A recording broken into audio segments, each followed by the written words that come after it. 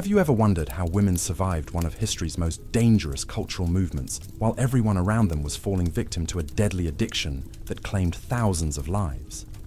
Well, the answer isn't what most people think. Instead of simply becoming victims themselves, many Bohemian women in 1920s Paris developed sophisticated survival strategies that would make modern crisis management experts look like amateurs. So in this soothing journey through one of history's darkest chapters, I'm going to reveal how these remarkable women navigated the treacherous world of Parisian cafe culture during the heroin epidemic that swept through the artistic community like wildfire. This incredible story spans years of desperate innovation, underground networks, and survival tactics that most historians have completely overlooked. What I'm going to do is walk you through their extraordinary methods for staying alive in a world that seemed designed to destroy them.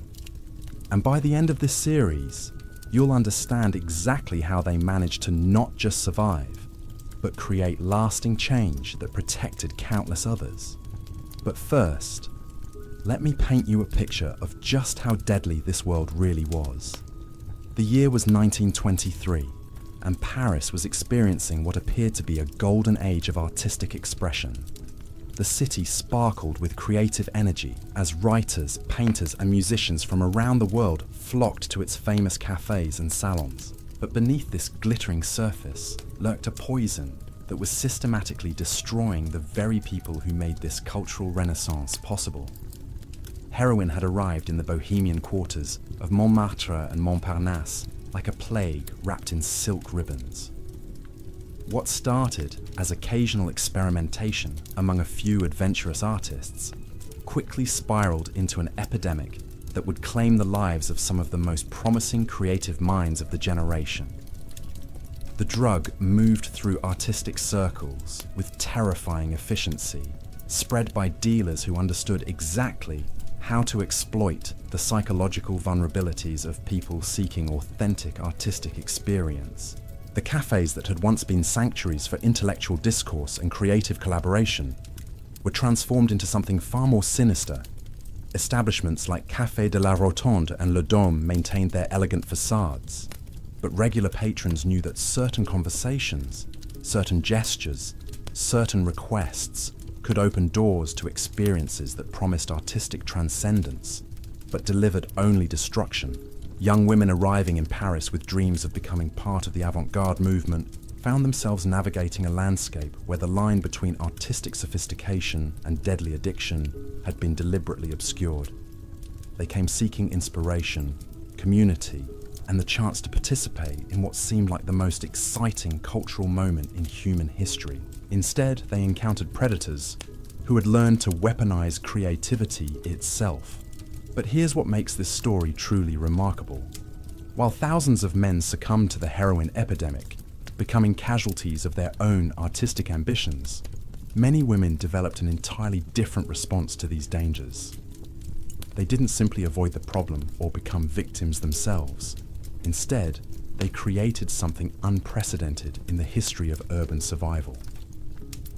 These women, many of whom have been forgotten by conventional historical accounts, established underground networks that functioned as early warning systems, support groups, and rescue operations all rolled into one.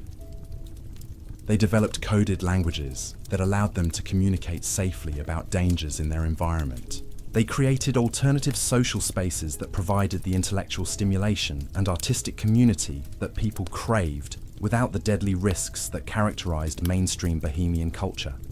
Most importantly, they learned to read the subtle signs that indicated when someone was being targeted for recruitment into the drug culture that was consuming their community. This wasn't paranoia or feminine intuition.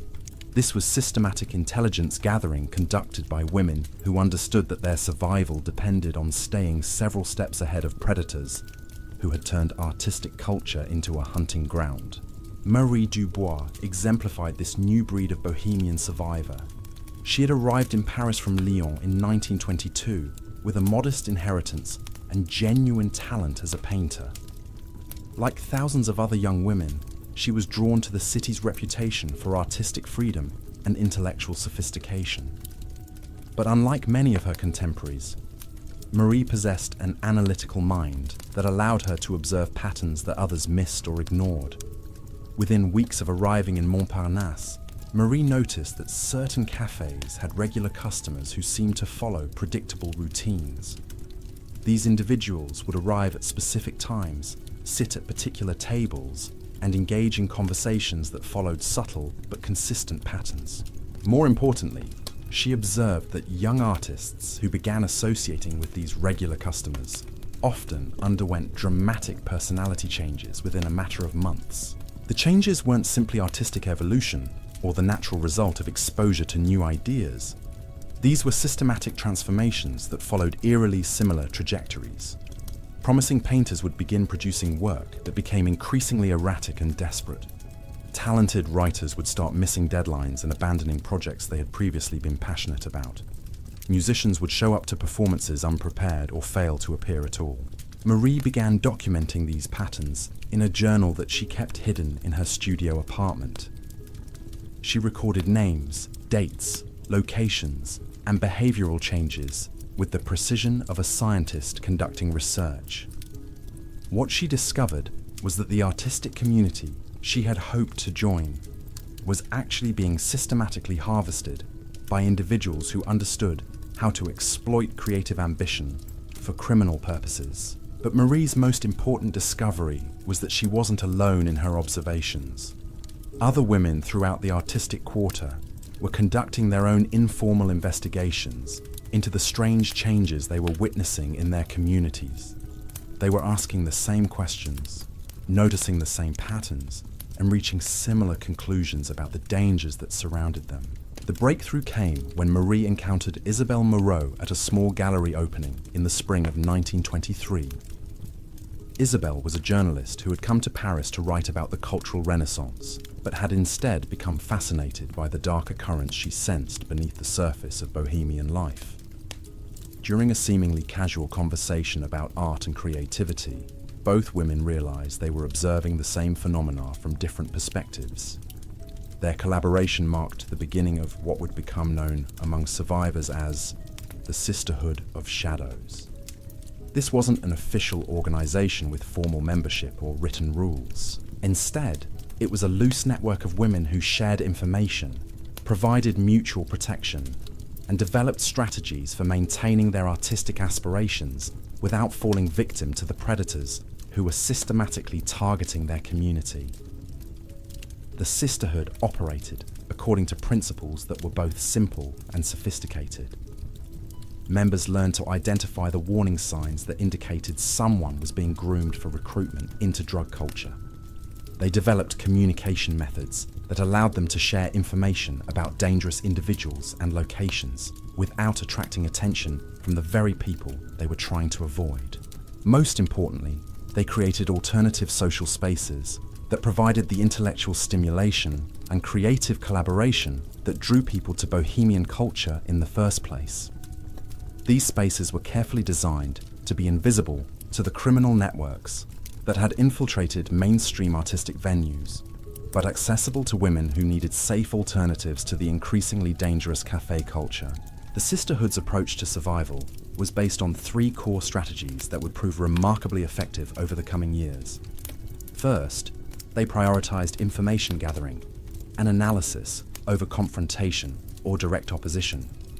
Rather than trying to fight the drug dealers and predators who were exploiting their community, they focused on understanding how these criminal operations functioned so they could avoid becoming victims themselves. Second, they emphasized collective action over individual heroism. While many men in the artistic community believed they could outwit or outlast the dangers around them through personal strength or superior intelligence, the women in the sisterhood understood that survival required cooperation and mutual support. They shared resources, provided backup for each other during potentially dangerous situations, and created accountability systems that helped members avoid taking unnecessary risks. Third, they maintained their artistic integrity while adapting their social practices to address contemporary threats. The The sisterhood members refused to abandon their creative aspirations or retreat from Parisian cultural life entirely. Instead, they found ways to pursue their artistic goals while minimizing their exposure to the criminal elements that had infected mainstream Bohemian society. These strategies required remarkable discipline and intelligence to implement effectively. Members had to learn to read social situations with extraordinary sensitivity, distinguishing between genuine artistic gatherings and events that had been designed to facilitate criminal recruitment. They had to develop the ability to maintain normal social relationships while constantly evaluating the trustworthiness and motivations of everyone they encountered. Perhaps most challenging of all, they had to resist the constant pressure to prove their artistic authenticity by participating in activities that they knew were dangerous. The heroin epidemic had created a toxic culture where drug use was increasingly viewed as evidence of serious artistic commitment. Refusing to participate in this culture required not just physical courage, but the psychological strength to maintain confidence in one's own artistic vision, despite social pressure and peer judgment. The women who succeeded in developing these survival skills discovered that their approach to Bohemian life was not just safer than the mainstream alternative, but actually more conducive to genuine artistic development by avoiding the chemical dependencies that were destroying so many of their male contemporaries. They maintained the mental clarity and emotional stability necessary for sustained creative work. By creating supportive communities that prioritized mutual assistance over competitive individualism, they established working relationships that enhanced rather than undermined their artistic productivity. And by maintaining critical distance from the most fashionable artistic trends, they were able to develop more authentic and personal creative voices that weren't distorted by the need to conform to externally imposed standards of artistic legitimacy. The success of these survival strategies would prove crucial not just for the individual women who developed them, but for the broader artistic community that was being devastated by the heroin epidemic.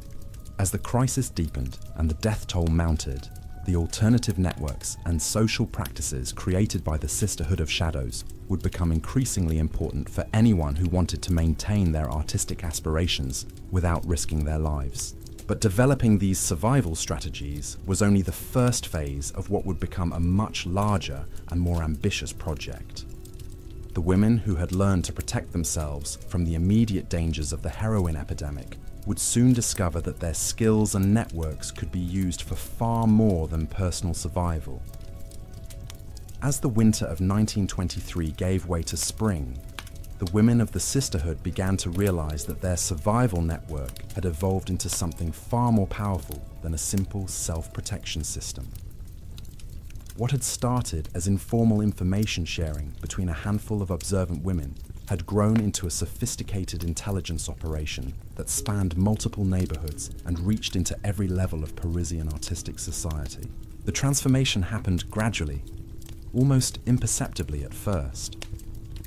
Members who had initially focused on protecting themselves began noticing opportunities to help others, who seemed to be walking blindly into danger. A young sculptor from Germany showing too much interest in the wrong cafe. An American writer being courted by individuals whose true motives were clearly predatory.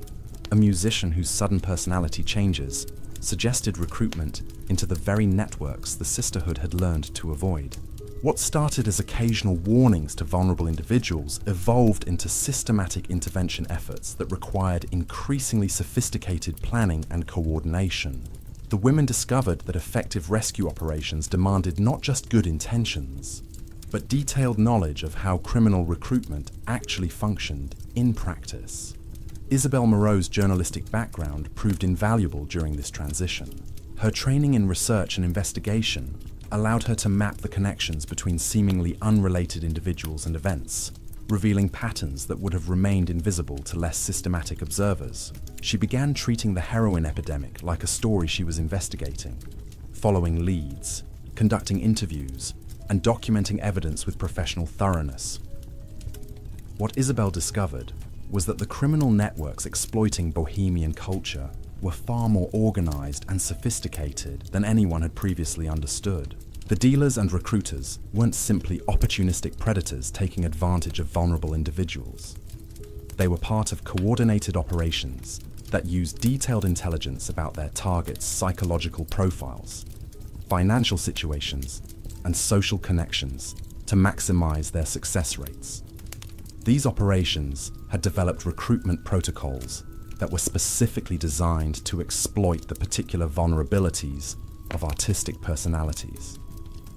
They understood that creative individuals often struggled with self-doubt, financial insecurity, and desperate hunger for authentic experience that could be systematically manipulated by skilled operators who knew exactly which emotional buttons to push. More disturbing was Isabel's discovery that the criminal networks had infiltrated legitimate artistic institutions throughout Paris.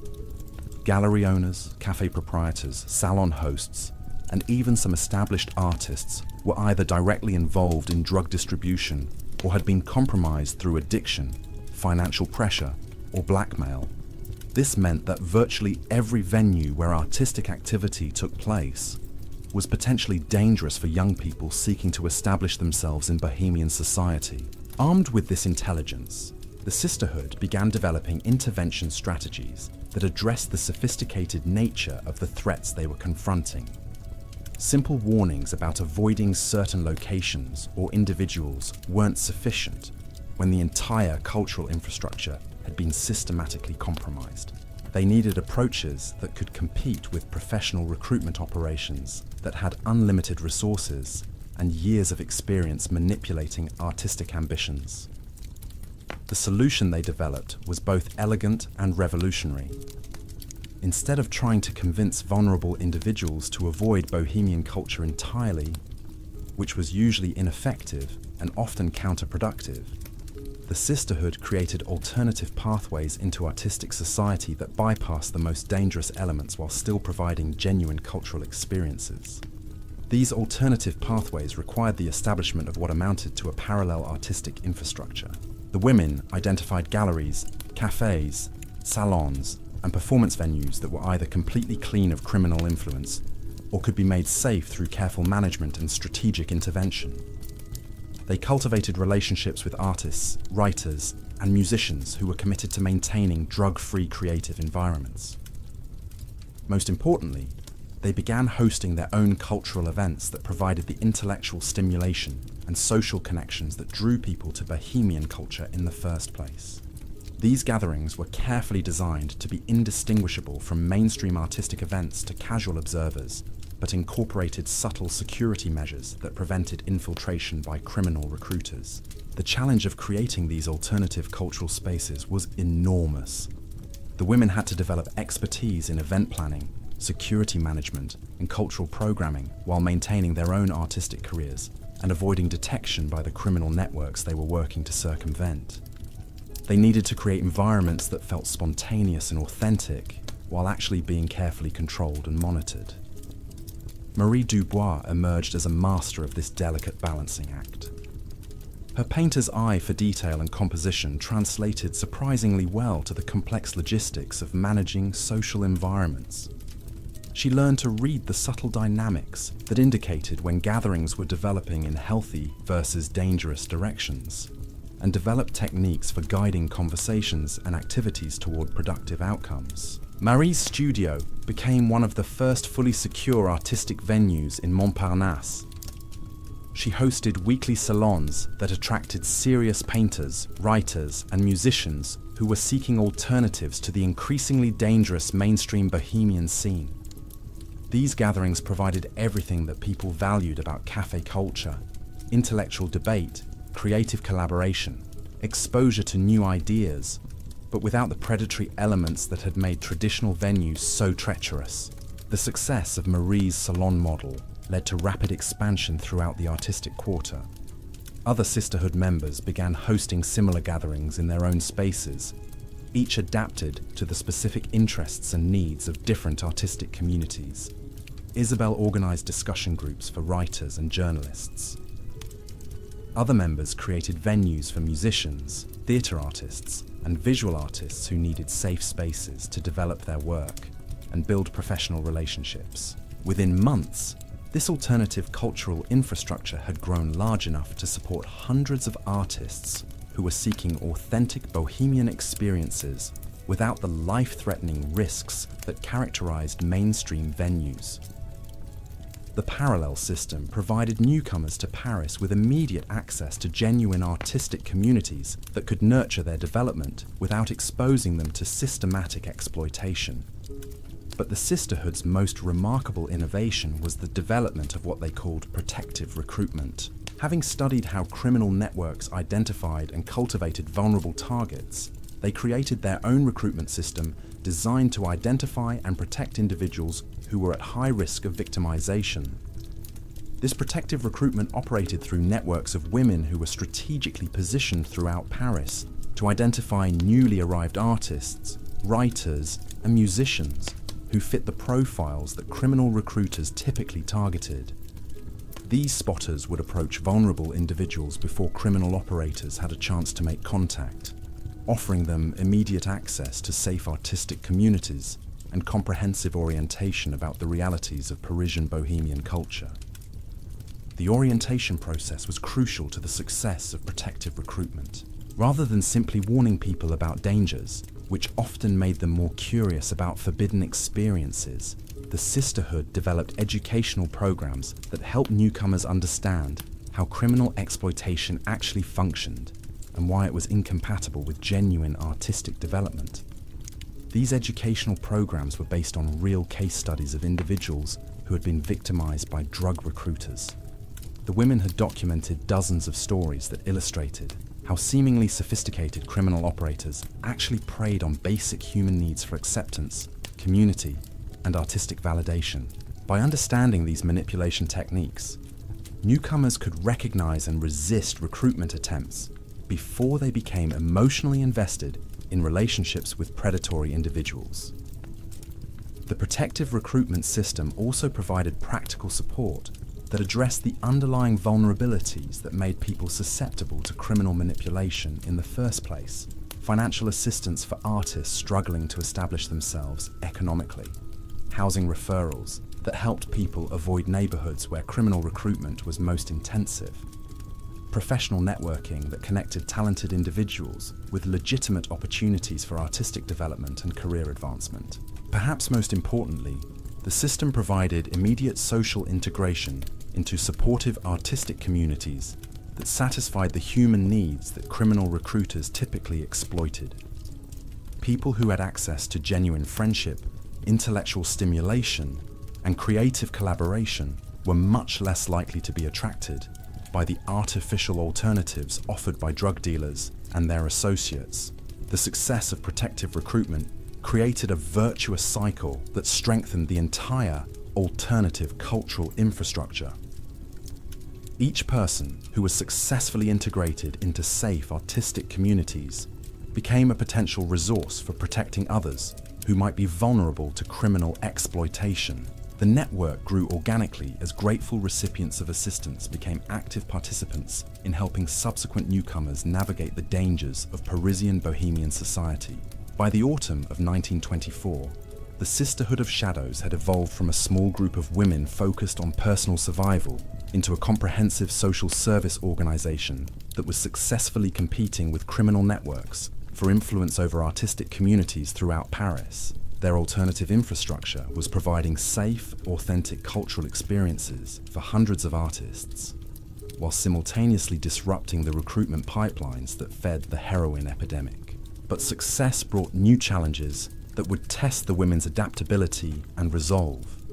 As their operations expanded and became more visible, they attracted attention from the very criminal networks they had been working to circumvent.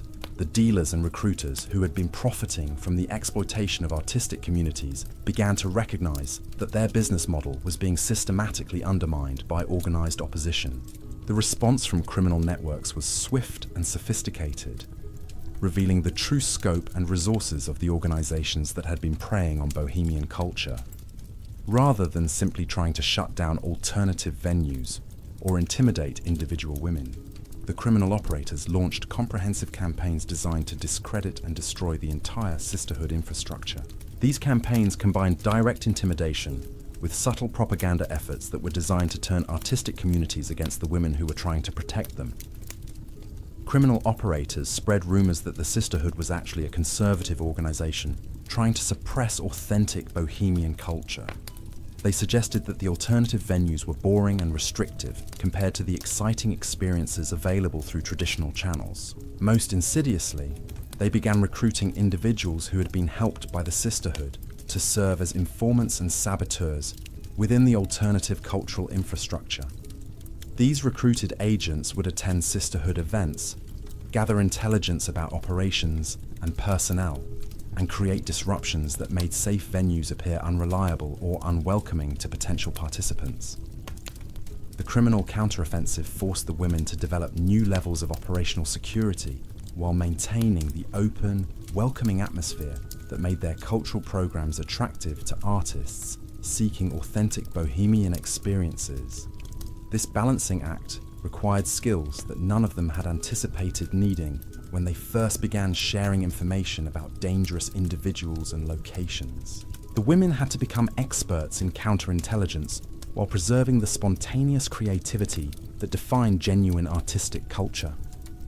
Marie Dubois found herself studying the same recruitment and manipulation techniques that criminal operators used, but applying them in reverse to identify infiltrators and protect her salon from sabotage attempts.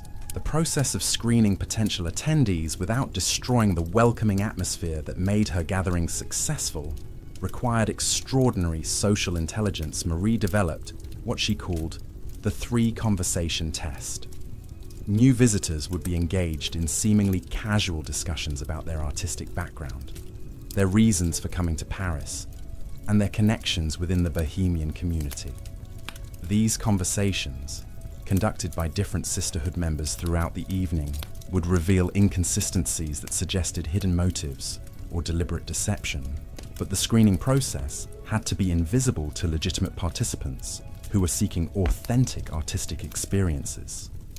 Marie learned to weave security checks into natural social interactions, using her painter's training in observation and composition to read body language, vocal patterns, and social dynamics that might indicate when someone was playing a role, rather than expressing genuine personality. The challenge was complicated by the fact that many legitimate artists were naturally eccentric, secretive, or emotionally unstable in ways that could easily be mistaken for signs of criminal involvement.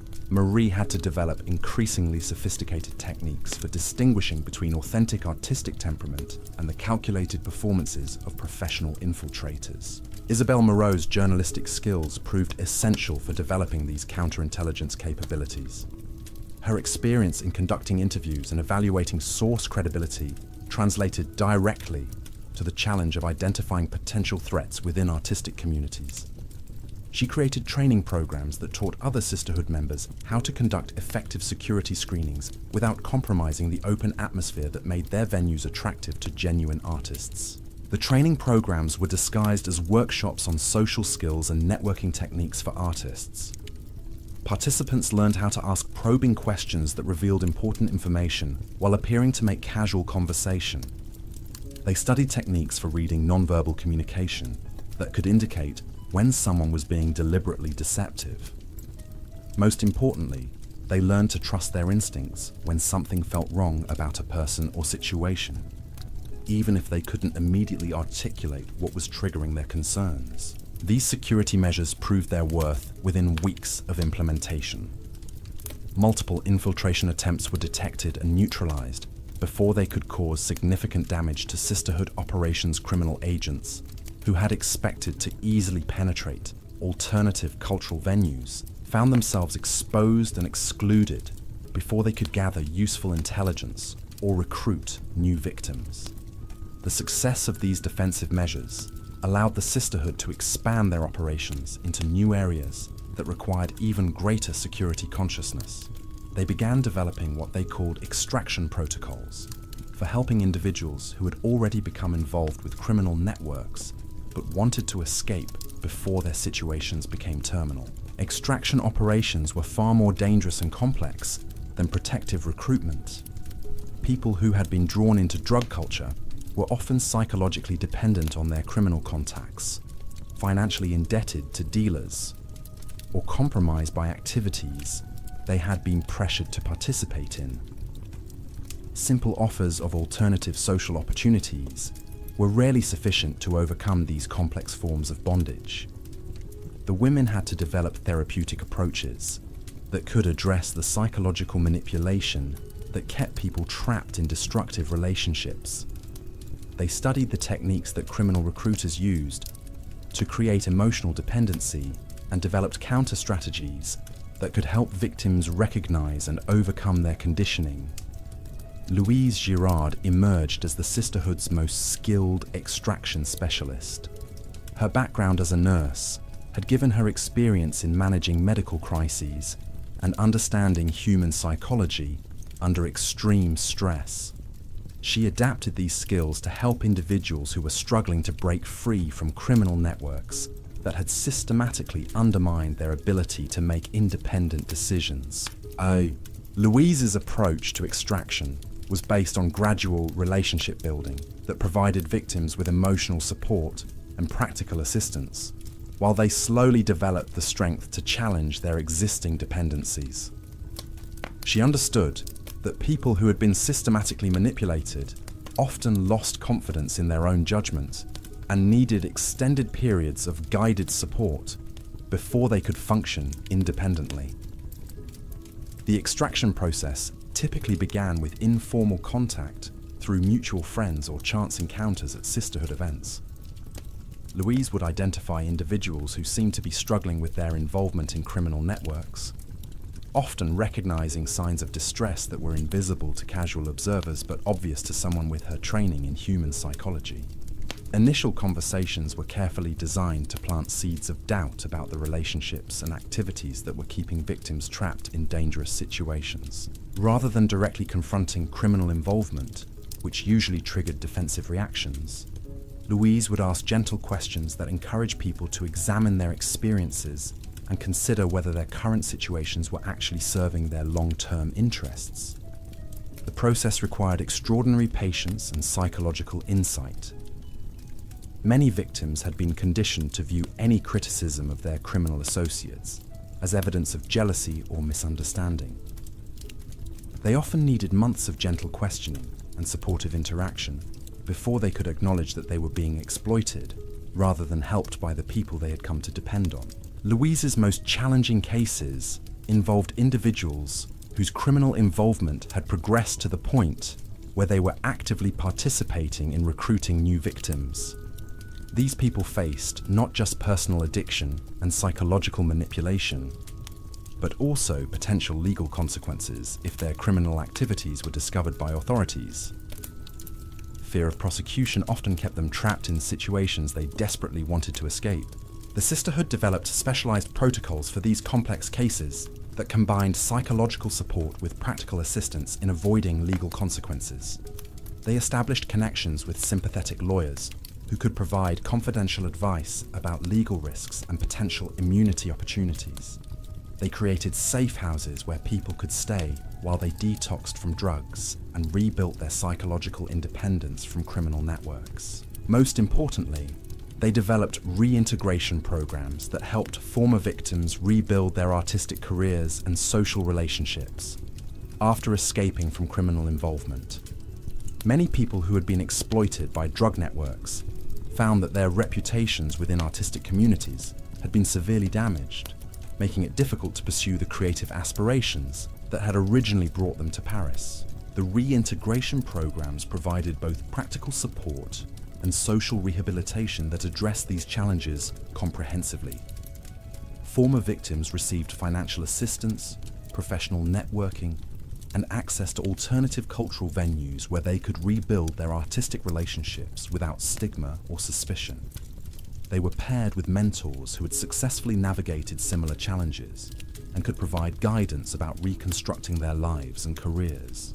The success of extraction and reintegration operations created powerful testimonials that enhanced the sisterhood's credibility within artistic communities throughout Paris. Former victims who had successfully escaped criminal networks became some of the most effective advocates for alternative cultural infrastructure, provide incredible evidence that the sisterhood's approach actually worked in practice.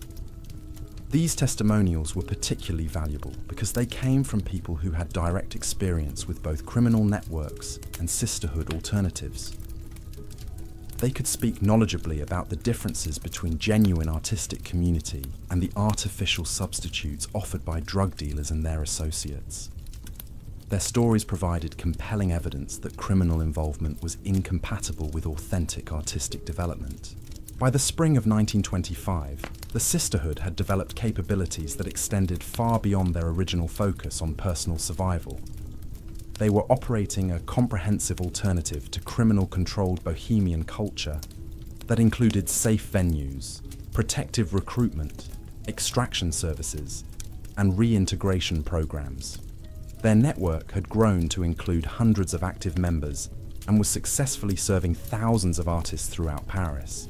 But perhaps their most significant achievement was the creation of cultural institutions that could function independently of the charismatic leadership that had originally established them.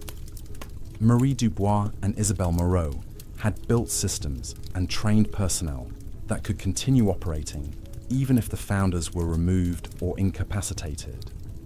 The sisterhood had evolved from a collection of extraordinary individuals into a sustainable organization that could maintain its mission over extended periods. This institutional development proved crucial as criminal networks intensified their efforts to destroy alternative cultural infrastructure through increasingly sophisticated and aggressive tactics.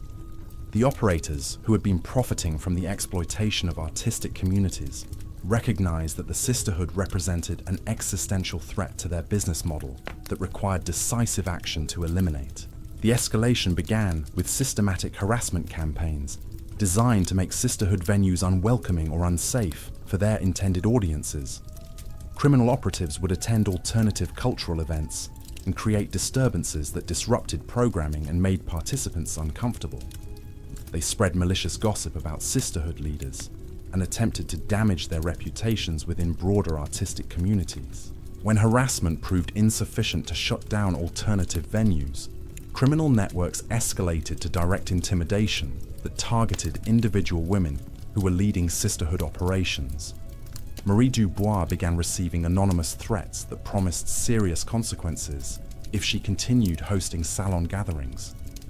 Isabelle Moreau found her apartment broken into and her research materials vandalized.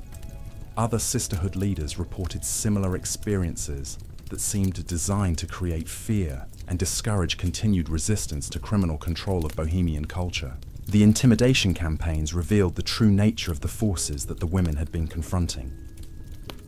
What had initially appeared to be disorganized criminal opportunism was actually systematic economic exploitation that generated enormous profits for organized networks with resources and capabilities that extended far beyond simple drug dealing. The criminal operators who controlled heroin distribution had invested heavily in establishing their dominance over Parisian artistic communities. They viewed Bohemian culture not just as a market for their products, but as a recruitment ground for expanding their operations into new territories and social circles.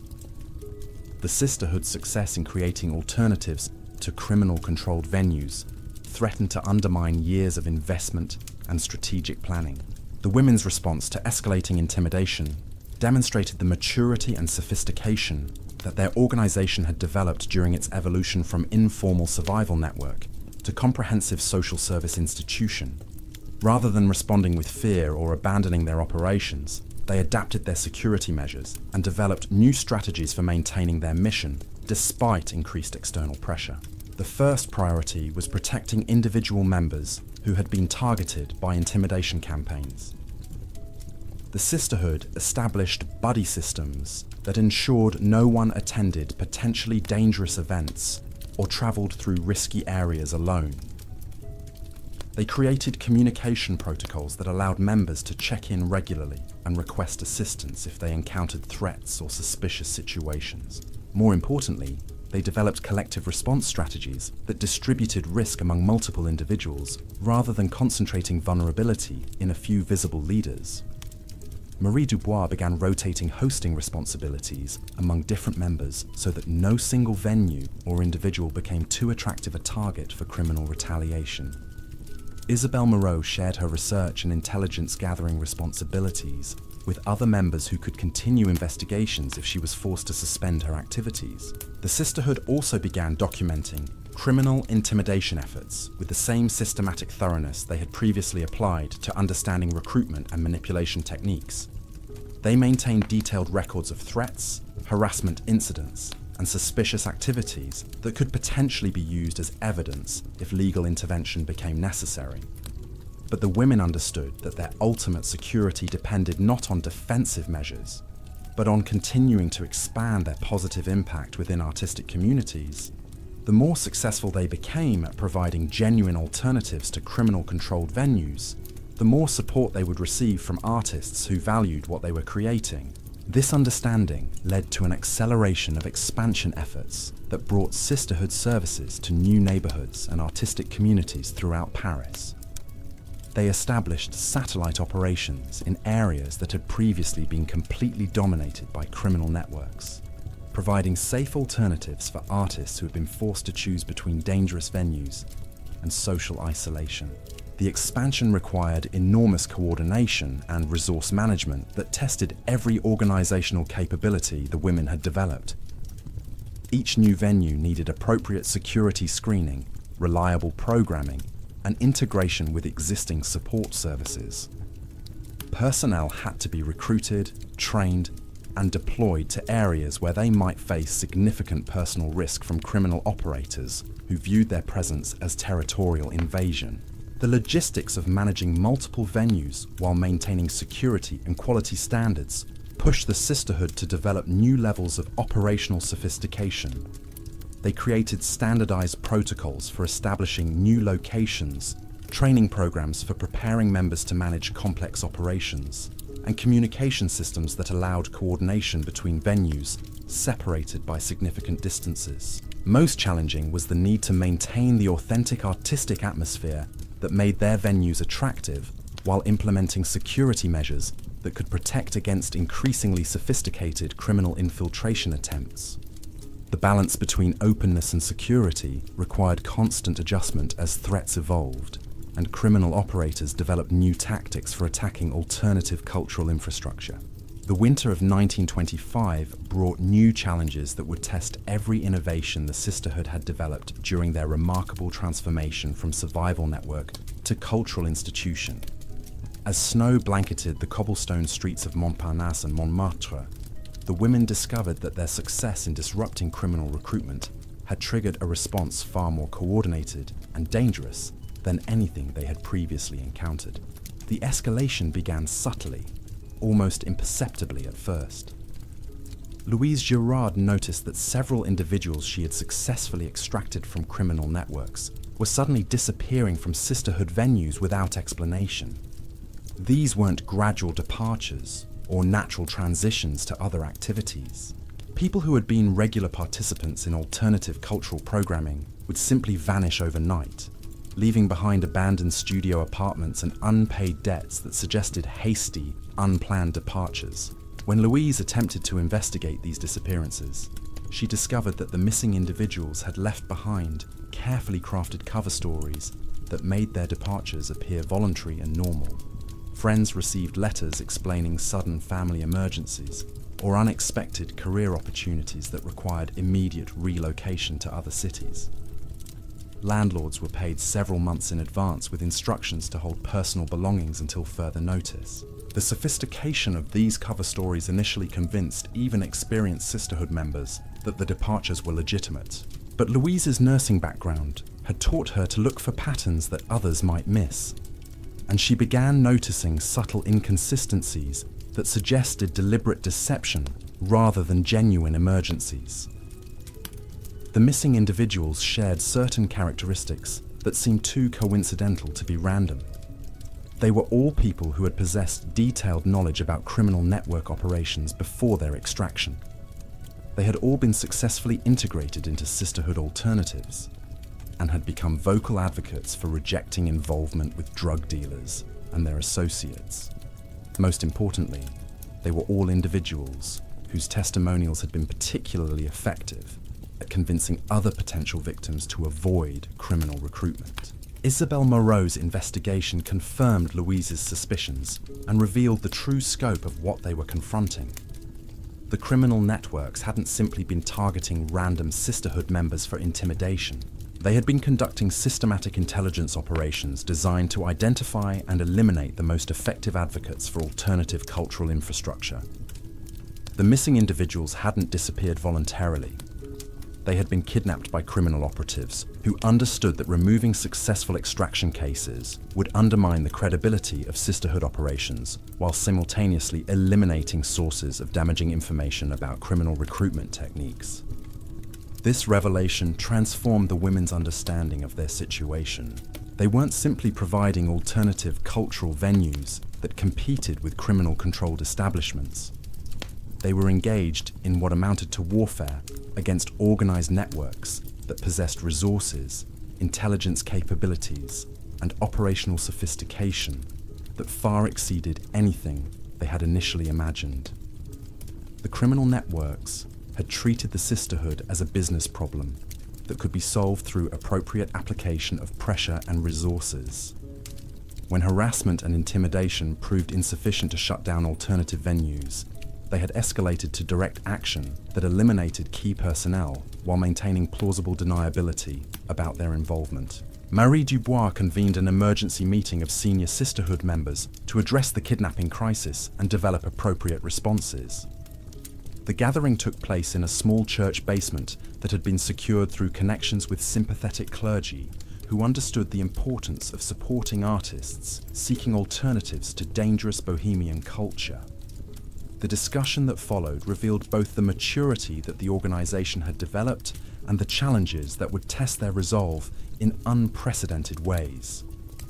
The women had to decide whether to continue operations despite escalating criminal retaliation, or suspend activities until they could develop adequate defenses against professional kidnapping operations. Some members argued for temporary retreat that would preserve existing personnel while allowing time to develop new security capabilities.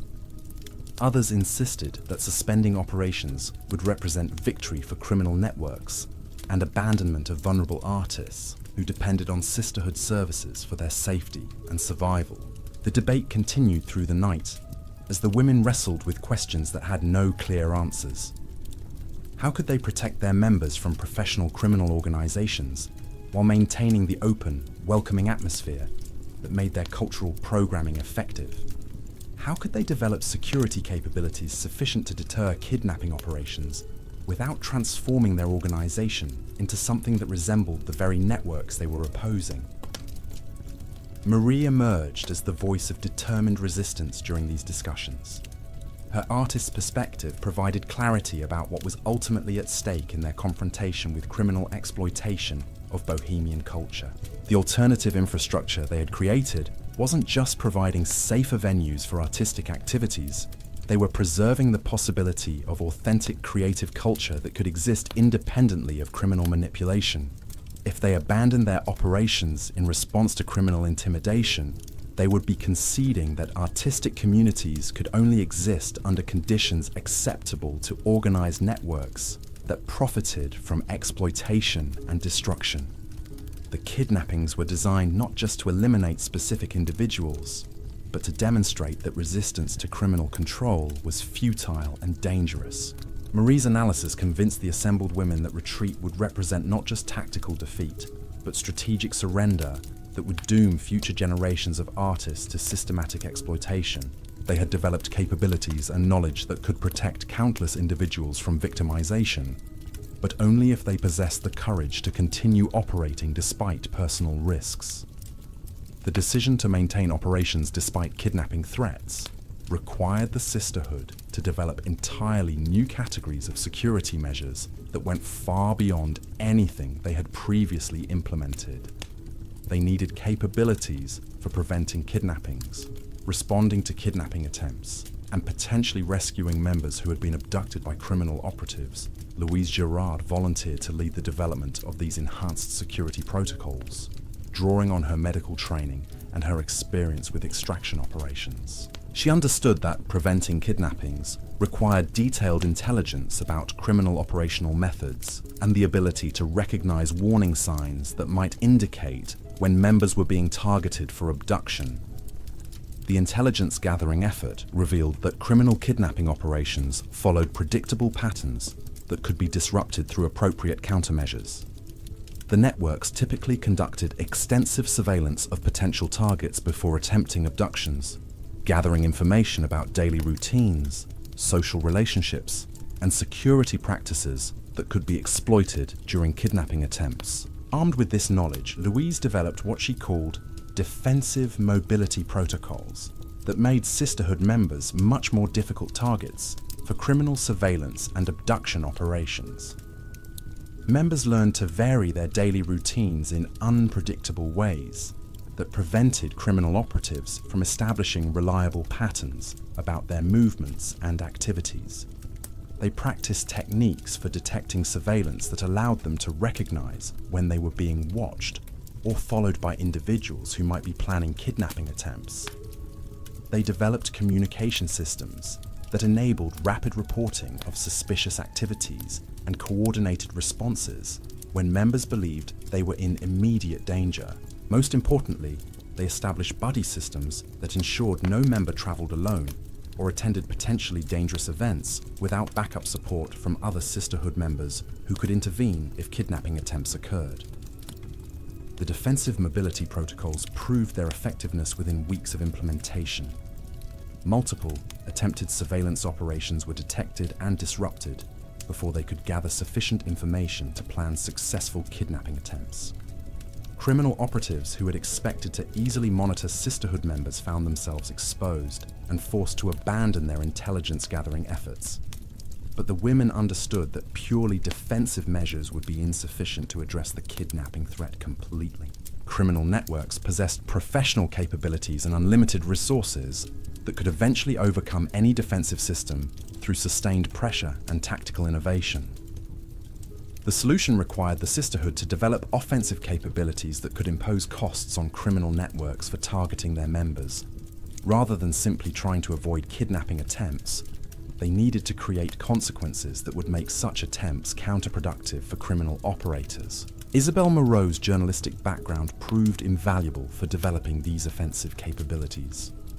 Her experience in investigation and documentation provided the foundation for intelligence operations that could expose criminal activities to law enforcement attention while maintaining operational security for sisterhood members. The approach began with systematic documentation of criminal network structures, personnel, and operational methods that could be provided to police officials who were genuinely committed to addressing organized crime, rather than relying on testimony from victims who might be intimidated or compromised. The women gathered evidence through independent investigation that could support prosecution efforts without requiring cooperation from vulnerable individuals. The intelligence operations revealed that criminal networks exploiting Bohemian culture were part of much larger organized crime syndicates that were involved in multiple illegal activities throughout Paris. The heroin distribution that had initially attracted sisterhood attention was just one component of comprehensive criminal enterprises that included prostitution, illegal gambling, weapons trafficking, and systematic corruption of government officials. This discovery provided opportunities for the sisterhood to ally with law enforcement officials and government agencies that had their own reasons for wanting to disrupt organized criminal operations. Rather than presenting themselves as advocates for artistic communities, which might have seemed frivolous to serious investigators, they positioned themselves as intelligence resources for comprehensive law enforcement efforts against major criminal syndicates. The collaboration with law enforcement required the women to develop new levels of operational sophistication that balanced transparency with security considerations. They needed to provide enough information to be credible and useful to investigators while protecting their own operations and personnel from criminal retaliation. Marie Dubois proved surprisingly effective at managing these delicate relationships with law enforcement officials. Her artist's training in observation and composition translated well to the challenge of presenting complex information in formats that busy investigators could quickly understand and act upon. She created detailed maps that illustrated criminal network structures and territorial divisions within artistic communities.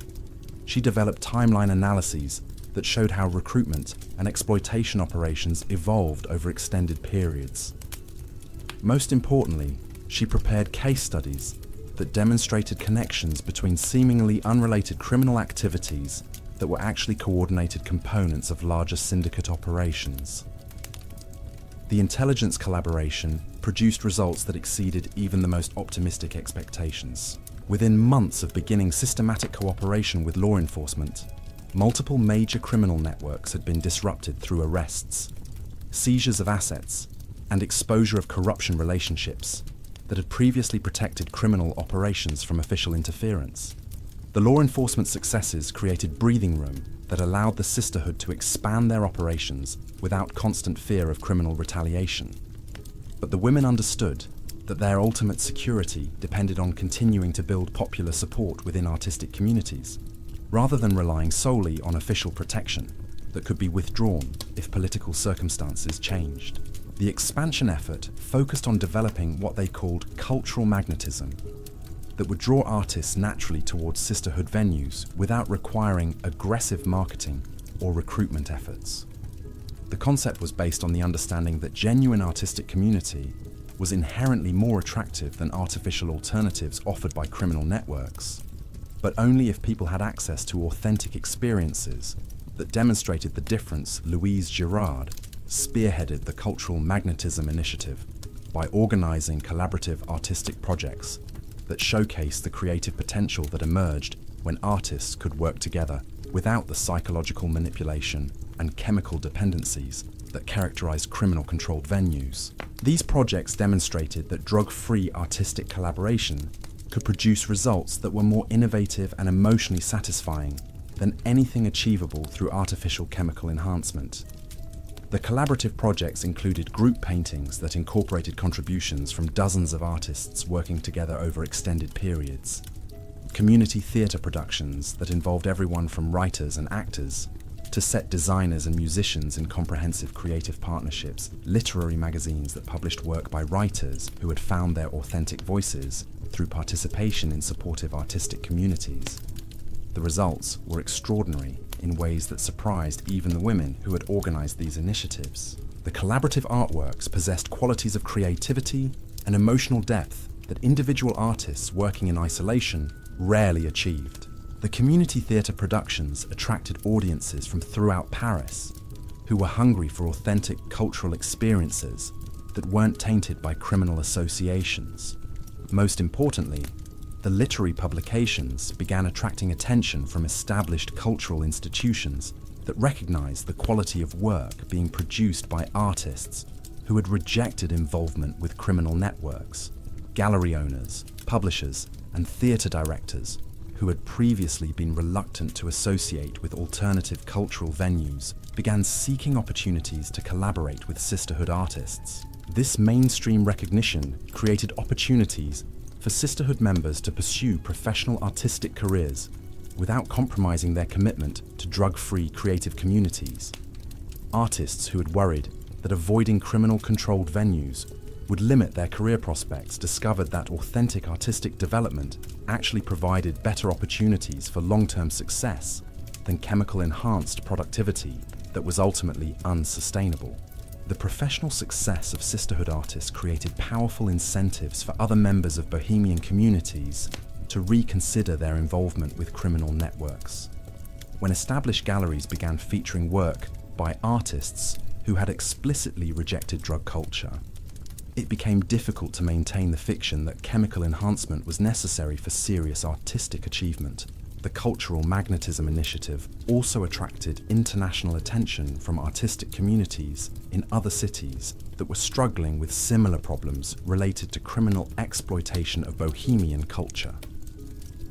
Letters began arriving from artists in London, Berlin, and New York who had heard about sisterhood operations and wanted advice about establishing similar alternative infrastructures in their own communities. Isabelle Moreau began corresponding with these international contacts, sharing information about organizational methods and security protocols that had proven effective in Paris. The exchanges revealed that criminal exploitation of artistic communities was a widespread phenomenon that required coordinated responses from artists who were committed to preserving authentic creative culture. The international correspondence led to the establishment of what became known as the International Sisterhood Network, a loose confederation of women-led organizations that shared information and resources for protecting artistic communities from criminal exploitation. The network enabled coordination of intelligence gathering, mutual support during crisis situations, and sharing of innovative approaches to cultural programming and security operations. By the summer of 1926, the original Sisterhood of Shadows had evolved far beyond its initial focus on survival in Parisian Bohemian culture. The organization had become a model for sustainable alternative cultural institutions that could compete successfully with criminal networks, while maintaining authentic artistic values and supporting genuine creative development. The transformation from informal survival network to international cultural movement represented one of the most remarkable organizational achievements in the history of urban communities. The women who had begun by simply trying to protect themselves from immediate dangers had created institutions that were reshaping artistic culture throughout Europe and beyond. But perhaps their most significant achievement was demonstrating that criminal exploitation of creative communities wasn't inevitable or irresistible. Through intelligence, organization, and sustained commitment to authentic artistic values, dedicated individuals could create alternatives that were not just safer than criminal-controlled venues, but actually superior in terms of fostering genuine creative development and human flourishing. The teenage girls who had arrived in Paris with dreams of participating in avant-garde culture had discovered that achieving those dreams required far more than artistic talent or cultural sophistication. It demanded the courage to reject easy alternatives that promised immediate gratification, but delivered systematic exploitation and eventual destruction. The women who succeeded in building sustainable alternatives had learned that authentic artistic community required the same qualities that enabled effective resistance to criminal manipulation: critical thinking, mutual support, strategic planning, and unwavering commitment to values that prioritized human welfare over individual advantage or short-term pleasure. Their success proved that even the most sophisticated criminal organizations could be defeated by ordinary individuals who possessed the intelligence to understand what they were confronting, the courage to resist despite personal risks, and the determination to create better alternatives rather than simply complaining about existing problems. The Sisterhood's legacy would extend far beyond the immediate crisis that had inspired its formation, providing models and inspiration for future generations of artists who would face their own challenges in preserving authentic creative culture against forces that sought to exploit human creativity for destructive purposes. I've purposes. The true test of the Sisterhood's innovations came during the harsh winter months of 1926, when a new crisis emerged that would challenge everything they had built. As temperatures plummeted and snow blanketed the narrow streets of Montmartre, the women discovered that their success in disrupting criminal operations had attracted attention from forces far more dangerous than local drug dealers and recruiters. The warning signs began appearing in late November, when several Sisterhood venues reported visits from well-dressed strangers who claimed to be cultural enthusiasts from other European cities. These visitors asked sophisticated questions about artistic programming and organizational methods, displaying knowledge that suggested far more than casual interest in Bohemian culture. Marie Dubois initially welcomed these apparent cultural ambassadors, viewing their interest as validation of the Sisterhood's achievements. But her artist's eye for detail soon detected inconsistencies in their stories that triggered the security protocols Louise Girard had developed. The visitors claimed expertise in artistic movements that didn't exist, referenced cultural institutions that had never operated, and displayed mannerisms that suggested military or police training, rather than Bohemian sensibilities. Isabel Moreau's investigation revealed that these mysterious visitors were advanced scouts for what appeared to be a coordinated intelligence operation, targeting alternative cultural networks throughout Europe. Similar figures had been observed in London, Berlin, and Vienna, conducting identical reconnaissance activities at venues that had been inspired by sisterhood innovations. The scope of this surveillance suggested that criminal networks had escalated their response to organized resistance by seeking support from government agencies or foreign intelligence services that viewed alternative cultural movements as potential threats to political stability. The women realized they were no longer simply confronting profit-motivated criminals, but systematic opposition from institutions that possessed resources and authorities far exceeding anything they had previously encountered. This revelation forced a fundamental reassessment of the sisterhood's position and capabilities. The organizational structures that had proven effective against criminal networks were potentially inadequate for confronting government surveillance operations that could operate with legal authority and unlimited resources. The challenge was complicated by the fact that the women couldn't be certain about the motivations or objectives of the agencies conducting surveillance. Were they investigating potential subversive activities? Were they gathering intelligence for foreign governments interested in disrupting French cultural institutions?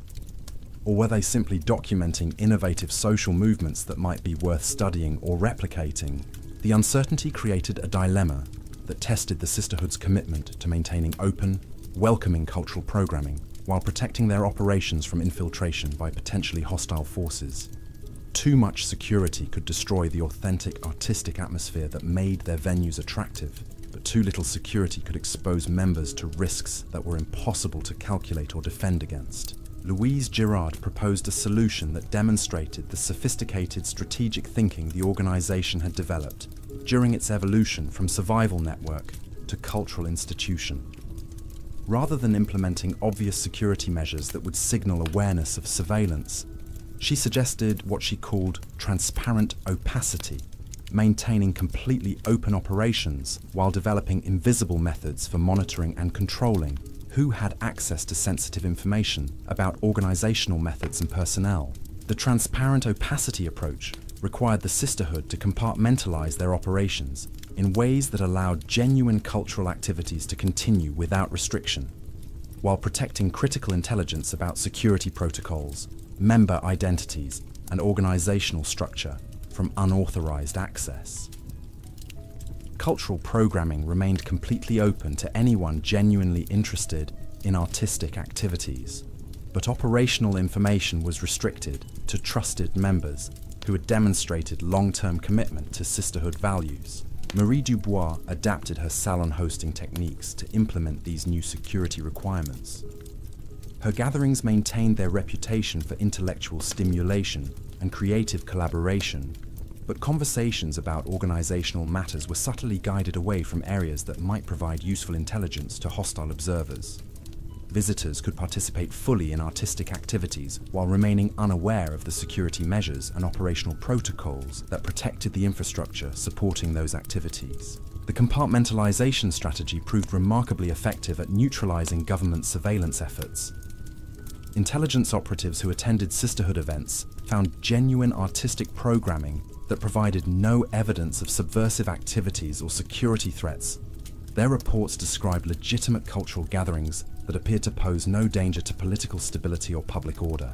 Meanwhile, the actual organizational infrastructure continued operating through channels that remained completely invisible to external observation. Member recruitment, security training, and coordination with law enforcement agencies proceeded through personal relationships and informal communications that left no documentary evidence and provided no opportunities for infiltration by hostile intelligence services. But the women understood that defensive measures alone would be insufficient to ensure long-term security against government surveillance. They needed to develop positive relationships with official institutions that would provide protection against hostile intelligence operations while maintaining their independence and commitment to serving artistic communities. Isabelle Moreau's journalistic background proved invaluable for establishing these official relationships. Her professional credentials and reputation for objective reporting provided credibility with government officials who might have been skeptical of approaches from organizations they viewed as potentially subversive social movements. She began cultivating relationships with cultural ministry officials who were responsible for supporting legitimate artistic institutions throughout France. Rather than presenting the sisterhood as an alternative to existing cultural infrastructure, she positioned their work as complementary services that enhanced the effectiveness of official programs by providing specialized support for vulnerable artistic communities. The approach emphasized the sisterhood's contributions to public order and social stability through their success in reducing criminal exploitation of Bohemian culture. Government officials who were concerned about organized crime and foreign intelligence operations found the women's intelligence gathering and law enforcement collaboration valuable enough to justify official recognition and protection. The cultivation of official relationships required the sisterhood to develop new capabilities for presenting their work in formats that bureaucratic institutions could understand and support. They created formal reports documenting their contributions to reducing crime and supporting artistic development. They established procedures for coordinating with government agencies while maintaining operational independence and commitment to serving artistic communities. Most importantly, they learned to translate their grassroots organizing experience into language that resonated with officials who were responsible for managing complex institutional relationships and political considerations. The women discovered that their innovations in community organizing and cultural programming were actually applicable to much broader challenges related to social stability and civic engagement. The official recognition that resulted from these efforts provided the sisterhood with protections against hostile surveillance, while creating new opportunities for expanding their impact beyond artistic communities.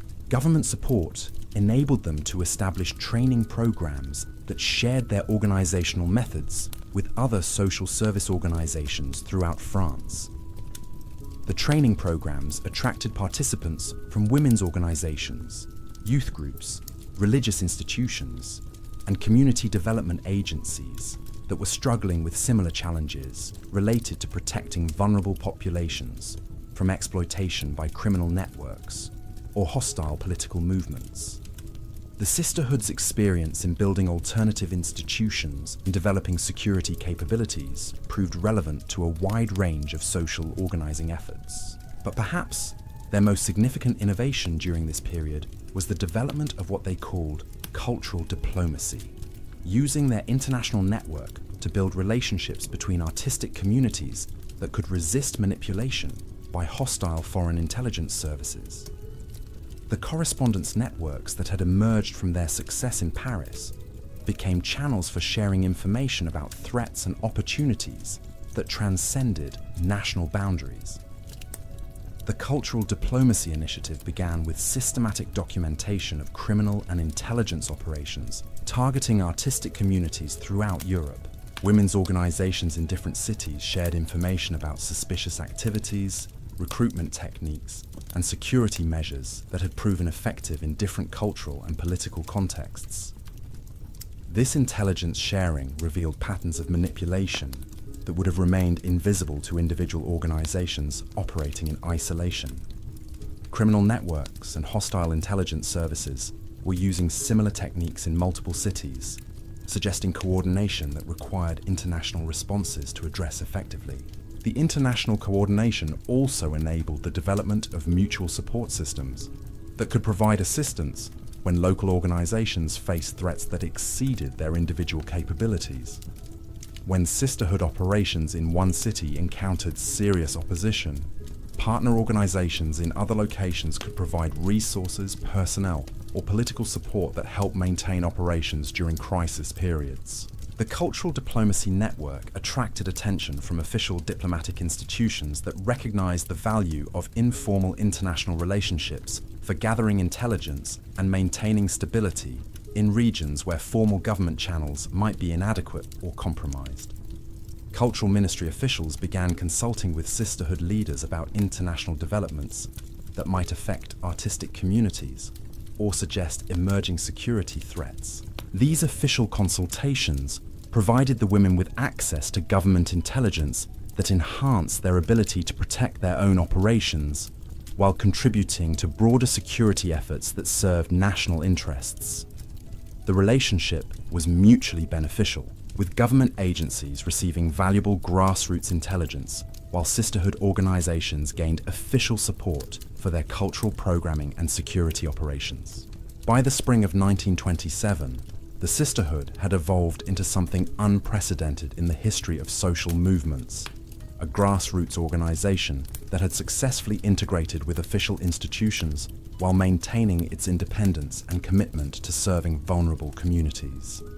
They had demonstrated that citizen-organized networks could develop capabilities that complemented rather than competed with government agencies responsible for public safety and social stability.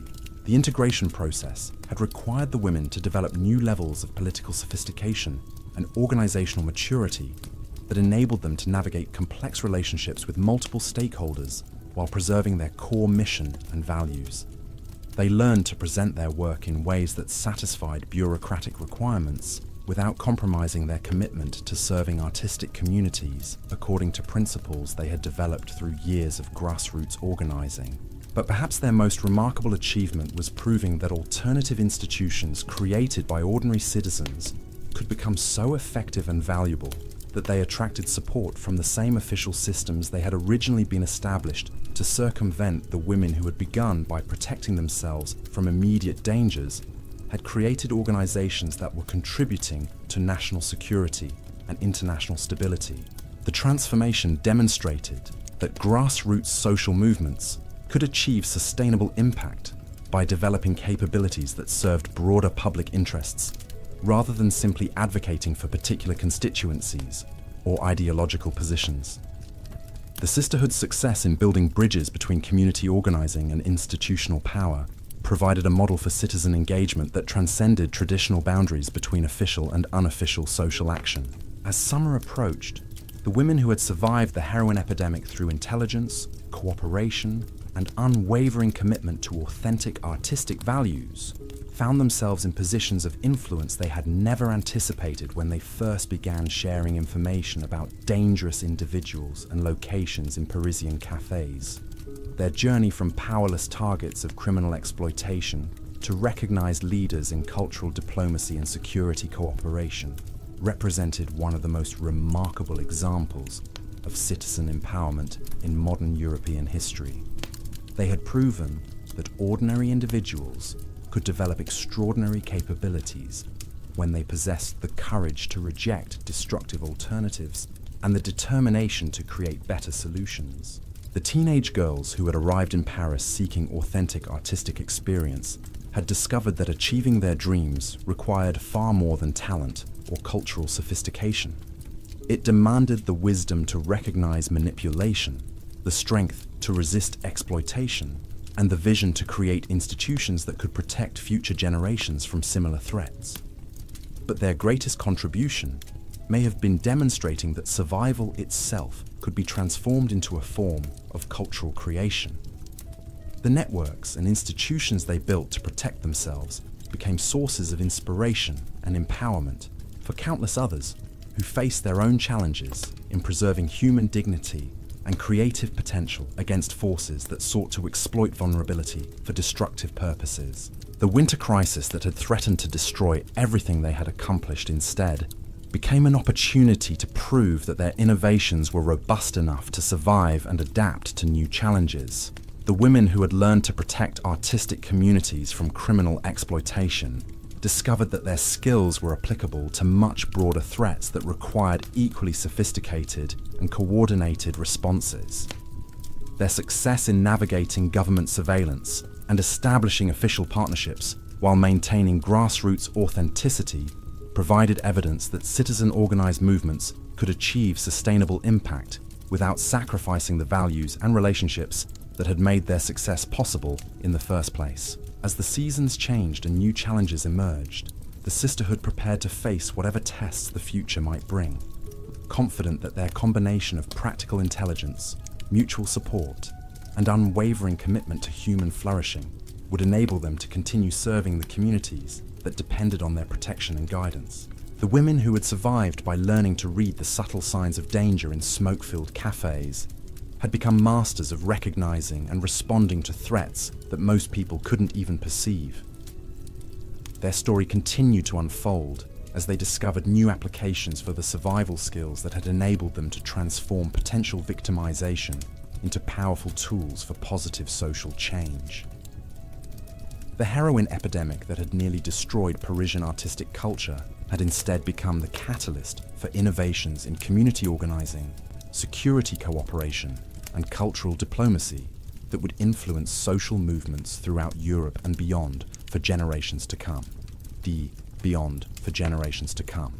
The methods these remarkable women developed for reading social environments would prove essential as new and more sophisticated threats emerged during the tumultuous months of 1927.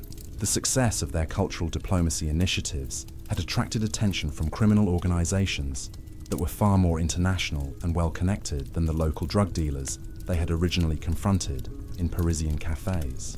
These new adversaries operated with resources and coordination that spanned multiple countries, using legitimate business enterprises as cover for systematic exploitation of artistic communities throughout Europe. Unlike the crude recruitment tactics employed by street-level dealers, these organizations had developed sophisticated psychological profiles of creative personalities and employed manipulation techniques that were nearly impossible to detect without extensive training in recognizing subtle forms of coercion. The escalation began when Louise Girard noticed that several promising young artists who had been successfully integrated into sisterhood communities were suddenly displaying behavioral changes that didn't match any of the patterns they had previously documented. These individuals remained physically present at alternative cultural events, but their personalities seemed to have undergone fundamental shifts that made them appear distant and artificially cheerful in ways that triggered every instinct the women had developed for detecting manipulation. The affected artists would arrive at salon gatherings with expensive new clothing and art supplies that they claimed were gifts from generous patrons who had discovered their work through legitimate galleries. They spoke enthusiastically about exciting opportunities for exhibitions and commissions that would advance their careers, but became evasive when asked for specific details about these mysterious benefactors or the nature of their proposed collaborations. Most disturbing was the subtle but persistent way these individuals began encouraging other sisterhood members to consider similar opportunities for patronage and professional advancement. Their suggestions were never direct or obvious, but followed patterns that suggested careful coaching in psychological manipulation techniques that were far more sophisticated than anything the women had previously encountered. Marie Dubois recognized the threat immediately, drawing on her years of experience, observing how criminal recruiters adapted their methods to exploit different types of vulnerability. The new approach bypassed the obvious dangers that sisterhood members had learned to avoid, instead targeting their legitimate professional ambitions and desire for artistic recognition in ways that made resistance appear foolish and self-destructive. The criminal networks had clearly studied sisterhood operations extensively and developed recruitment strategies specifically designed to circumvent the protective measures that had proven effective against earlier threats. Rather than approaching potential victims directly, they were using compromised artists as unwitting recruiters who could provide credible endorsements for opportunities that seemed too attractive to refuse. Isabelle Moreau's investigation revealed that the new criminal operations were connected to international networks that had established legitimate business enterprises in multiple European cities. These front organizations operated actual galleries, publishing houses, and performance venues that provided real opportunities for artistic development while serving as recruitment pipelines for more exploitative activities. The sophistication of this approach made it extremely difficult to warn potential victims about the dangers they faced.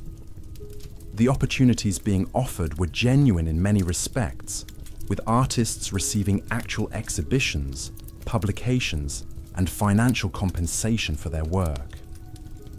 The exploitation occurred gradually through contract terms and professional relationships that created psychological and financial dependencies over extended periods. Artists who accepted patronage from these organizations found themselves increasingly isolated from independent artistic communities, as their new benefactors provided comprehensive support that made alternative relationships seem unnecessary. The isolation was achieved through generous financial arrangements that eliminated economic pressures, exclusive social opportunities that replaced previous friendships, and professional commitments that consumed all available time and energy. By the time victims recognized that they had been systematically separated from independent support networks, they were often too psychologically and financially dependent on their exploiters to contemplate escape. The criminal organizations had learned to create golden cages that were far more effective than crude coercion at maintaining control over talented individuals who could be used to recruit subsequent victims. The sisterhood's response to this new threat required innovations that went beyond their previous security measures and protective recruitment strategies. They needed methods for helping people evaluate legitimate professional opportunities without discouraging artistic ambition or creating paranoia that would interfere with genuine career development. Louise Girard developed what she called opportunity assessment protocols that helped artists analyze professional offers according to criteria that could reveal hidden manipulation without requiring them to reject all external support. The protocols focused on contract terms, social isolation requirements, and communication restrictions that were common features of exploitative relationships but rarely present in legitimate professional arrangements.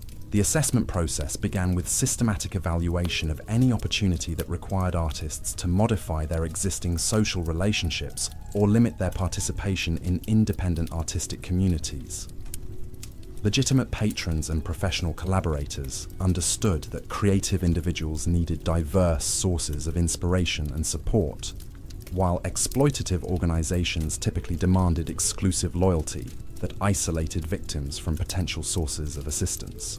Contract terms provided another reliable indicator of exploitative intent, particularly provisions that created long-term financial dependencies or restricted artists' ability to work with other organizations.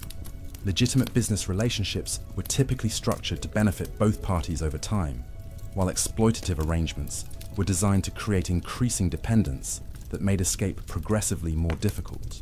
Most importantly, the assessment protocols evaluated the communication patterns that characterized interactions with potential patrons or collaborators. Legitimate professionals were typically transparent about their backgrounds, objectives, and expectations, while manipulative organizations often used vague promises and emotional manipulation to discourage careful evaluation of their actual terms and conditions. The opportunity assessment protocols proved remarkably effective at helping sisterhood members distinguish between genuine professional opportunities and sophisticated recruitment attempts. Artists who used these evaluation methods were able to pursue legitimate career advancement while avoiding the golden cage traps that had been designed to exploit their professional ambitions. But the women understood that individual protection was insufficient to address the broader threat posed by international criminal networks that were systematically infiltrating European artistic communities. The scope and sophistication of these operations required coordinated responses that could match the resources and capabilities of well-funded criminal enterprises. Marie Dubois proposed expanding their cultural diplomacy initiatives to create what she called an artistic intelligence network that could gather and share information about criminal operations targeting creative communities throughout Europe. The concept was based on the understanding that international criminal networks were vulnerable to intelligence gathering by grassroots organizations that possessed credibility within artistic communities. The Artistic Intelligence Network began with systematic documentation of suspicious patron organizations and professional opportunities that had been reported by sisterhood members and their international partners. This information was compiled into comprehensive databases that revealed patterns of criminal activity that would have remained invisible to individual organizations operating in isolation. The intelligence gathering revealed that the same criminal networks were operating in multiple cities using identical methods and often the same front organizations. Artists in Paris were being approached by the same galleries and patrons that were simultaneously targeting creative communities in London, Berlin, and Vienna, suggesting coordination that required international responses to address effectively. More importantly, the intelligence network enabled early warning systems that could alert artistic communities about emerging threats before criminal organizations had time to establish effective operations in new territories.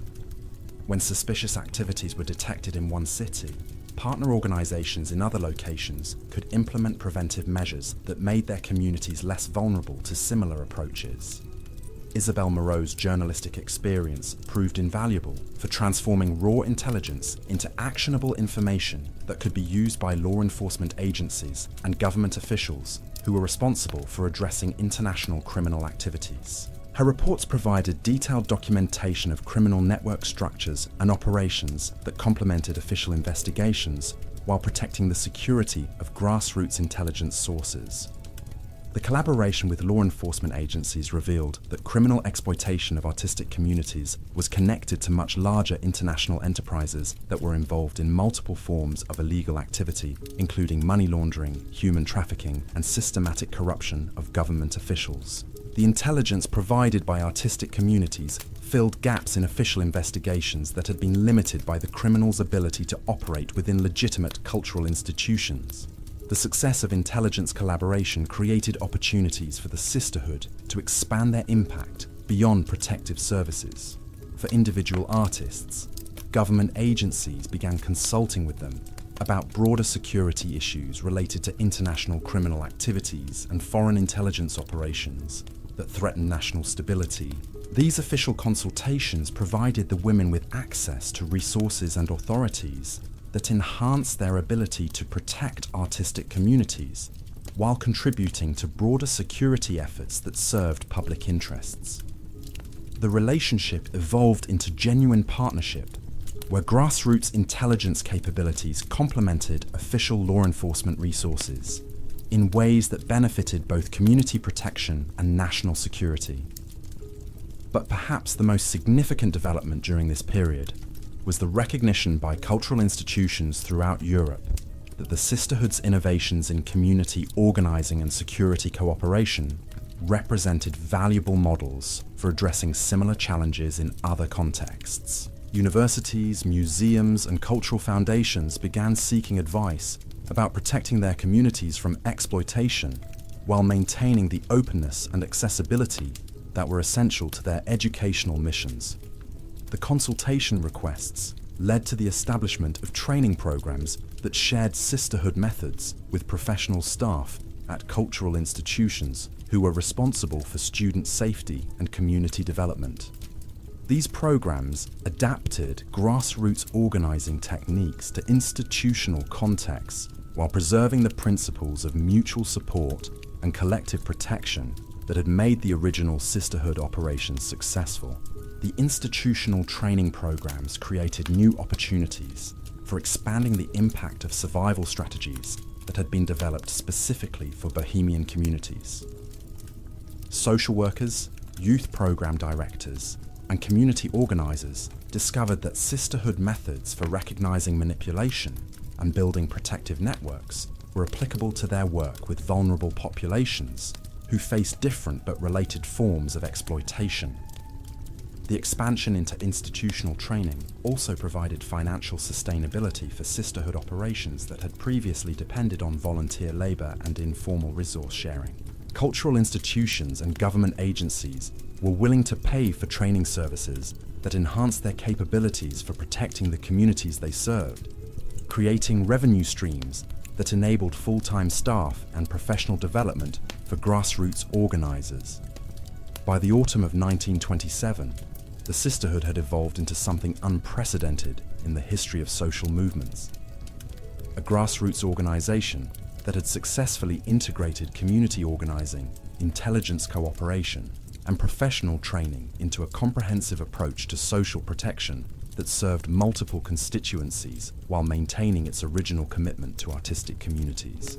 The transformation demonstrated that citizen-organized networks could develop capabilities that were valuable to official institutions without sacrificing the authenticity and community connections that had made their grassroots work effective. The women had learned to navigate complex relationships with government agencies and cultural institutions while preserving their independence and commitment to serving vulnerable populations, according to principles they had developed through years of community organizing. The success of this integration approach attracted international attention from social movements and government agencies that were struggling with similar challenges related to protecting vulnerable communities from systematic exploitation. Delegations began arriving from other countries to study sisterhood methods and explore possibilities for adapting their innovations to different cultural and political contexts. The international recognition created new responsibilities and opportunities that tested the organization's capacity for growth, while maintaining the personal relationships and community connections that had enabled their original success. The women had to develop new capabilities for sharing their knowledge without compromising the security measures that protected their ongoing operations. Louise Girard emerged as the most effective spokesperson for international outreach efforts, combining her practical experience in community protection with communication skills that enabled her to present complex organizational methods in formats that diverse audiences could understand and adapt to their own circumstances. Her presentations emphasized the universal principles underlying sisterhood innovations, rather than specific techniques that might not translate effectively to different cultural contexts.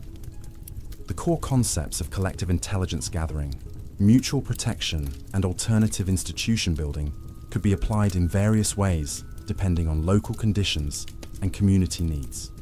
The international outreach also enabled the establishment of formal partnerships with women's organizations and social movements in other countries that were developing their own approaches to community protection and social change. These partnerships created opportunities for sharing resources and expertise that enhanced the capabilities of all participating organizations. Most importantly, the international network provided mutual support systems that could assist individual organizations when they faced threats or challenges that exceeded their local resources. When criminal networks or hostile political movements targeted community organizers in one country, partner organizations in other locations could provide assistance that helped maintain operations during crisis periods. The development of international mutual support capabilities represented the culmination of the sisterhood's evolution from survival network to comprehensive social movement. The women who had begun by protecting themselves from immediate dangers in Parisian cafes had created institutions that were contributing to community protection and social stability throughout Europe and beyond. Their success proved that grassroots organizing could achieve sustainable impact by developing capabilities that served broader public interests while maintaining commitment to the vulnerable communities that had inspired their original efforts. The survival strategies that had enabled them to navigate criminal exploitation had evolved into models for citizen empowerment that transcended the specific circumstances of their origins. As winter approached, the women who had transformed potential victimization into powerful tools for social change prepared to face new challenges that would test their ability to maintain their innovations while adapting to evolving threats and opportunities. Their story continued to unfold as they discovered new applications for the community, organizing principles that had enabled them to survive and thrive in one of history's most dangerous cultural environments. The techniques they had developed for reading social situations, building protective relationships, and creating alternative institutions had proven applicable to challenges far beyond the heroin epidemic that had initially threatened their survival. Their methods had become resources for addressing systematic exploitation and community vulnerability in contexts that extended throughout European society and beyond. The legacy of their survival would influence social movements and community organizing efforts for generations, providing evidence that ordinary individuals could develop extraordinary capabilities when they possessed the courage to reject destructive alternatives and the determination to create institutions that served human flourishing rather than individual profit or political control. The women who had learned to survive by creating better alternatives had discovered that survival itself could become a form of social innovation that benefited entire communities rather than just individual participants. Their transformation from potential victims to community leaders demonstrated the power of collective action based on mutual support and shared commitment to protecting vulnerable populations from systematic exploitation. The success of these international partnerships created unexpected opportunities that would transform the sisterhood's understanding of their own capabilities and potential impact. As correspondence flowed in from women's organizations across Europe, a pattern emerged that revealed the true scope of what they had achieved in Paris. The techniques they had developed for surviving the heroin epidemic weren't just applicable to drug-related dangers. Women in London were using modified versions of their protective recruitment strategies to help young factory workers avoid exploitation by unscrupulous employers who promised career advancement in exchange for compromising personal relationships. Organizations in Berlin had adapted their opportunity assessment protocols to help aspiring actresses distinguish between legitimate theatre companies and operations that used artistic auditions as recruitment mechanisms for prostitution networks. Perhaps most remarkably, women's groups in Vienna had successfully implemented sisterhood communication methods to protect university students from political recruitment efforts by extremist organizations that were systematically targeting intellectual communities throughout Austria. The coded languages and early warning systems that had originally been developed to navigate Parisian café culture proved surprisingly effective at helping young scholars recognize and resist ideological manipulation attempts. These discoveries revealed that the criminal exploitation of artistic communities had been just one manifestation of much broader patterns of systematic manipulation that targeted vulnerable populations throughout European society. The same psychological techniques that drug dealers used to recruit Bohemian artists were being employed by political extremists, labor exploiters, and human traffickers who understood how to weaponize legitimate human needs for community, purpose, and recognition. Marie Dubois found herself grappling with implications that extended far beyond anything she had imagined when she first began documenting suspicious patterns in Montparnasse cafes. The survival strategies they had developed weren't simply responses to a specific local crisis, but innovations in human psychology and social organization that addressed fundamental vulnerabilities in modern urban life. The realization was both exhilarating and overwhelming. If their methods were applicable to such diverse forms of exploitation, it meant their work had potential impact that could benefit millions of people who face similar challenges in protecting themselves from systematic manipulation. But it also meant they were confronting adversaries whose resources and sophistication far exceeded anything they had previously understood. Louise Girard's medical training helped her process these revelations by approaching them as symptoms of underlying social pathologies that required comprehensive treatment rather than isolated interventions. Just as infectious diseases could manifest different symptoms while sharing common causes, the various forms of exploitation they were discovering appeared to be expressions of systematic problems in how modern societies organized themselves and protected vulnerable populations. Her analysis suggested that the effectiveness of sisterhood methods reflected their ability to address root causes rather than surface symptoms of social vulnerability. By teaching people to recognize manipulation patterns, build protective relationships, and create alternative institutions, they were providing tools that could resist multiple forms of exploitation rather than just specific criminal activities. This understanding led to a fundamental shift in how the women conceived of their mission and organizational structure. Rather than viewing themselves primarily as protectors of artistic communities, they began developing what they called universal protection principles that could be adapted to address systematic exploitation in any context where vulnerable populations were being targeted by sophisticated predators. The universal protection principles began with the recognition that exploitation typically followed predictable patterns, regardless of the specific context or target population.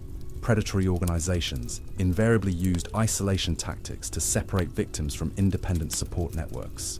They employed psychological manipulation techniques that exploited legitimate human needs for recognition, community, and purpose. They created dependency relationships that made escape increasingly difficult over time. Understanding these common patterns enabled the development of protection strategies that could be adapted to different circumstances while maintaining core effectiveness. The opportunity assessment protocols that helped artists evaluate professional offers could be modified to help factory workers analyze employment contracts, students assess political organizations, or immigrants evaluate assistance programs that might be fraudulent. Similarly, the alternative institution building approaches that had created safe cultural venues could be adapted to establish protective spaces for other vulnerable populations. The communication networks that enabled early warning systems for artistic communities could be modified to serve workers' organizations, student groups, or immigrant communities that faced different but related forms of systematic exploitation. Isabel Moreau's journalistic experience proved invaluable for documenting these universal patterns and developing training materials that could share protection principles across different cultural and social contexts. Her background in research and investigation enabled her to identify common elements in exploitation schemes while respecting the unique characteristics of different communities and their specific vulnerabilities. The documentation process revealed that successful protection efforts consistently incorporated certain essential elements that transcended specific contexts or target populations. Effective resistance to exploitation required accurate intelligence about predatory operations, strong communication networks that enabled rapid information sharing, alternative institutions that provided legitimate alternatives to exploitative opportunities, and training programs that helped potential victims recognize and respond to manipulation attempts. These universal elements became the foundation for comprehensive training programs that could be adapted to serve diverse communities while maintaining proven effectiveness. Social workers, community organizers, religious leaders, and educational administrators discovered that sisterhood methods could enhance their existing efforts to protect the populations they serve from various forms of systematic exploitation. The training programs attracted participants from throughout Europe who were struggling with challenges that appeared different on the surface but shared fundamental characteristics with the problems the sisterhood had learned to address. Youth program directors dealing with gang recruitment, women's shelter coordinators confronting human trafficking, and immigrant service providers facing fraudulent assistance schemes found that protection principles developed in Parisian artistic communities were directly applicable to their work. The expansion into comprehensive social protection training created new opportunities for the sisterhood to develop sustainable funding sources that could support their ongoing operations while maintaining their independence from government agencies or other institutions that might compromise their effectiveness. Training fees and consultation contracts provided revenue streams that enabled professional staff development and organizational growth without requiring dependence on grants or subsidies that might come with restrictive conditions. But perhaps most importantly, the universal protection approach enabled the women to maintain their original commitment to serving artistic communities while expanding their impact to benefit much broader populations. Rather than abandoning their roots in Bohemian culture, they used their success in that context as a foundation for addressing similar challenges faced by vulnerable people throughout European society. The integration of community-specific services with universal protection principles created organizational structures that were both deeply rooted in particular communities and broadly applicable to diverse social contexts.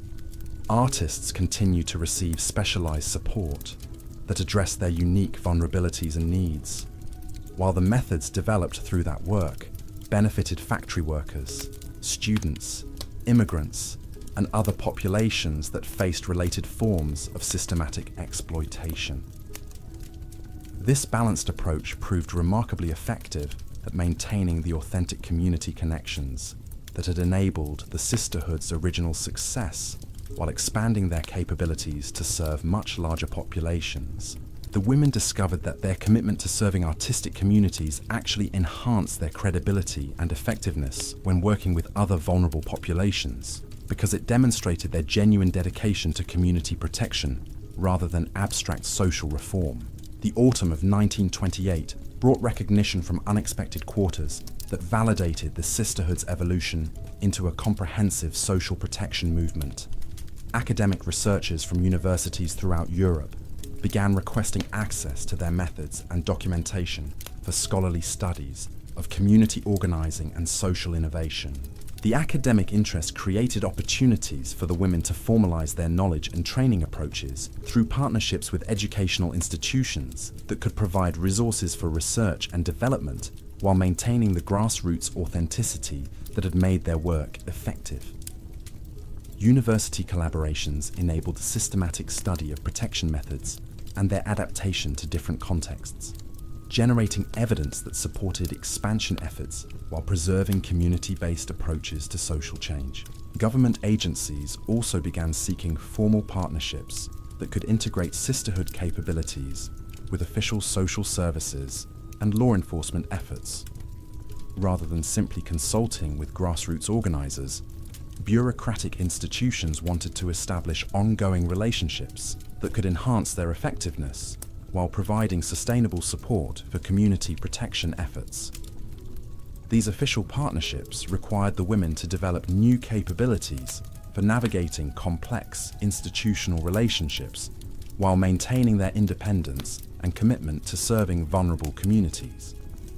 They learned to present their work in formats that satisfied bureaucratic requirements without compromising the principles and methods that had made their grassroots efforts successful. The challenge of maintaining authenticity while working with official institutions led to innovations in organizational structure that enabled different types of activities to coexist within the same movement while preserving their distinct characteristics and effectiveness. Community-based services continued operating according to grassroots principles, while training and consultation activities were adapted to meet institutional requirements without interfering with direct service provision. Marie Dubois proved particularly skilled at managing these complex relationships, drawing on her artist's understanding of composition and balance to create organizational structures that maintained harmony between different activities and constituencies. Her ability to see how various elements could work together without compromising each other's integrity enabled the sisterhood to expand their impact while preserving the community connections that had inspired their original success. The organizational innovations attracted attention from social movement researchers who recognized the sisterhood as a unique example of successful integration between grassroots organizing and institutional collaboration.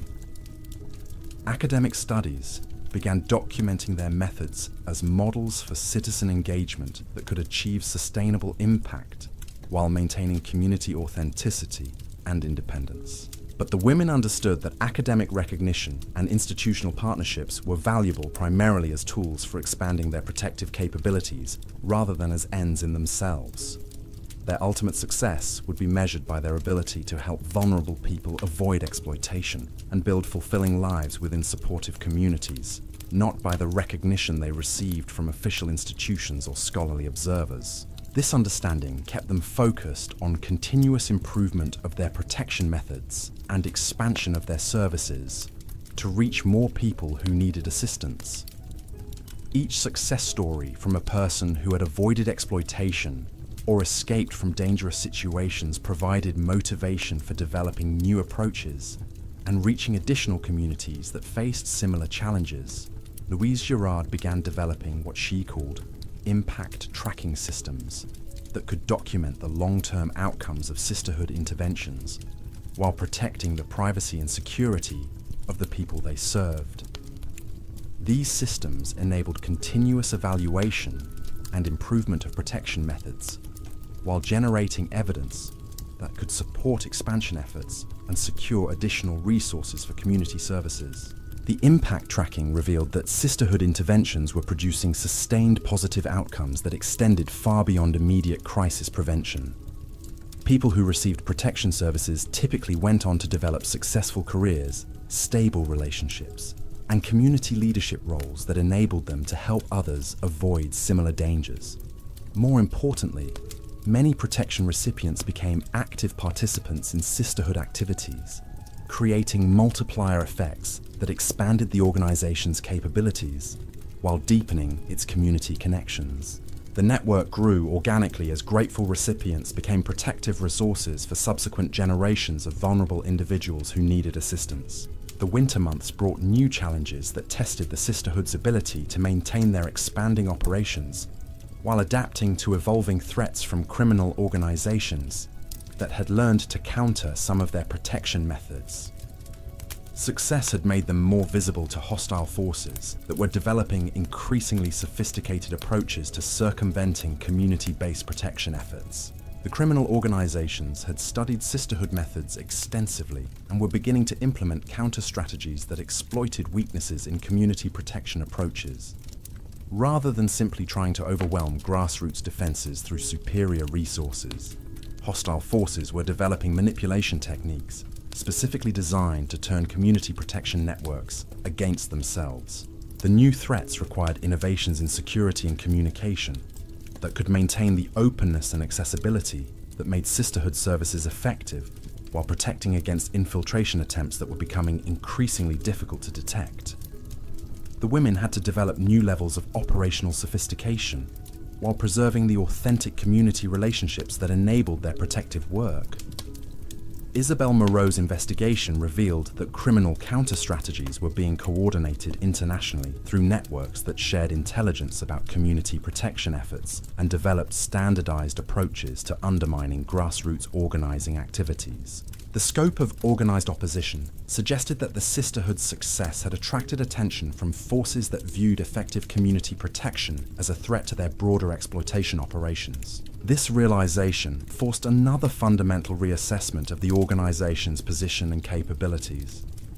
The women understood that their continued success would require them to match the sophistication and coordination of international criminal networks while maintaining the community authenticity and grassroots principles that had made their original work effective.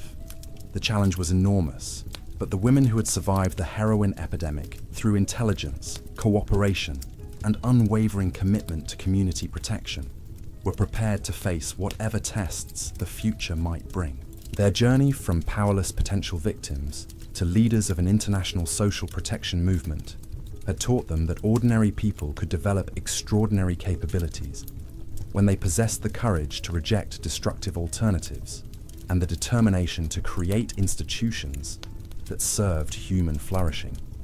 The story of their remarkable transformation continued to unfold as they discovered new applications for the survival skills that had enabled them to protect artistic communities from systematic exploitation.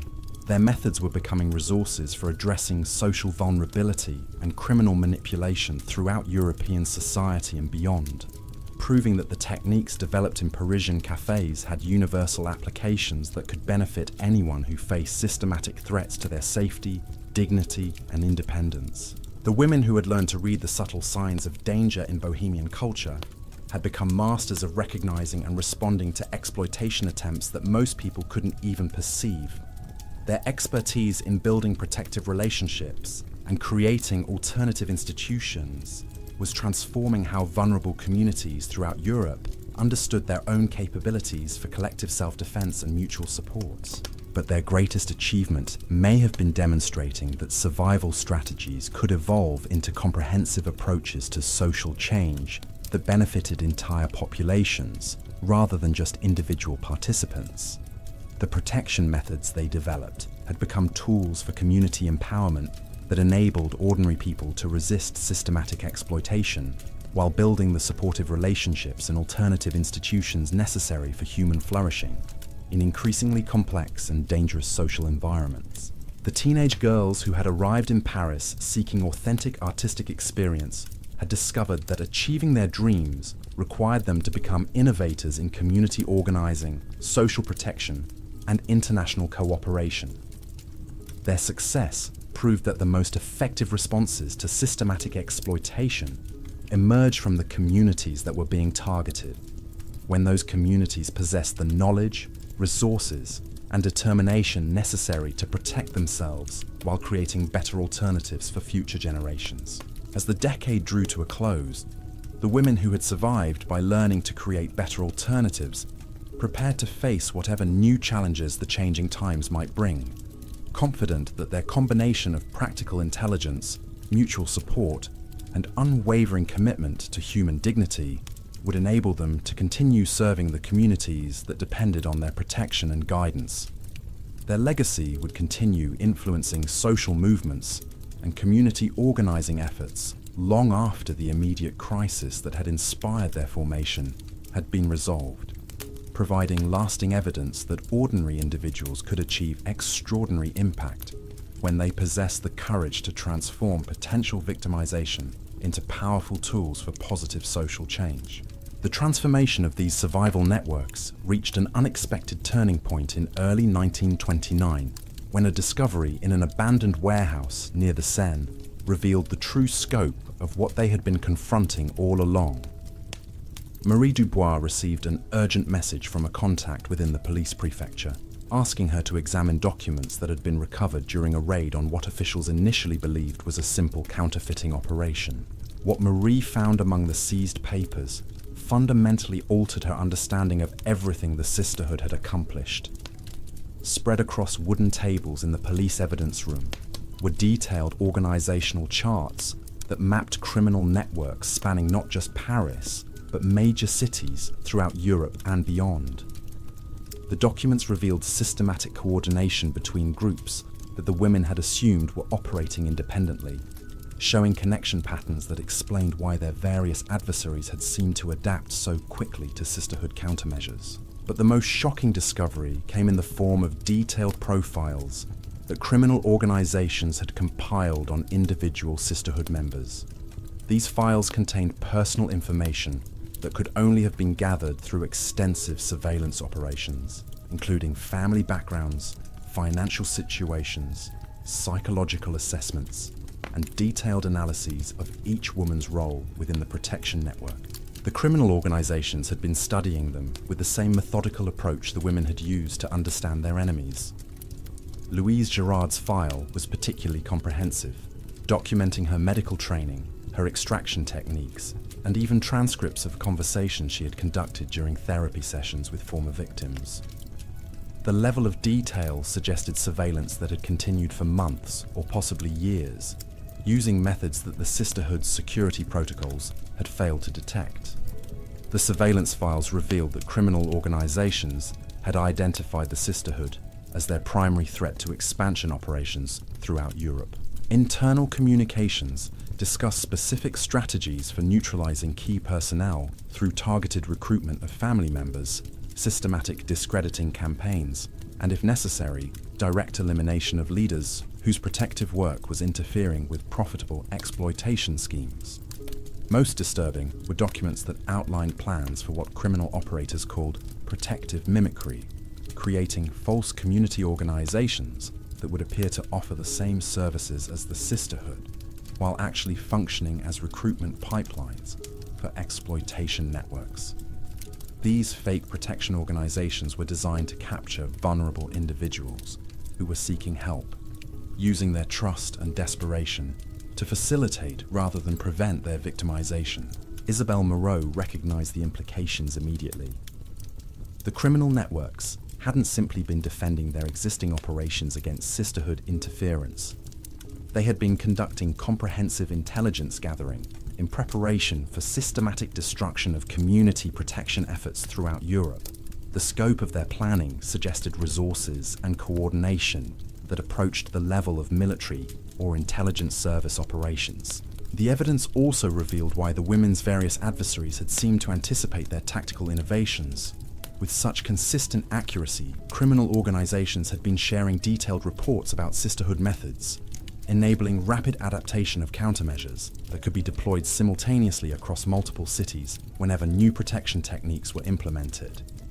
This discovery forced the women to confront the possibility that their expansion efforts had actually been providing criminal networks with valuable intelligence about community protection methods that could be used to develop more effective exploitation strategies.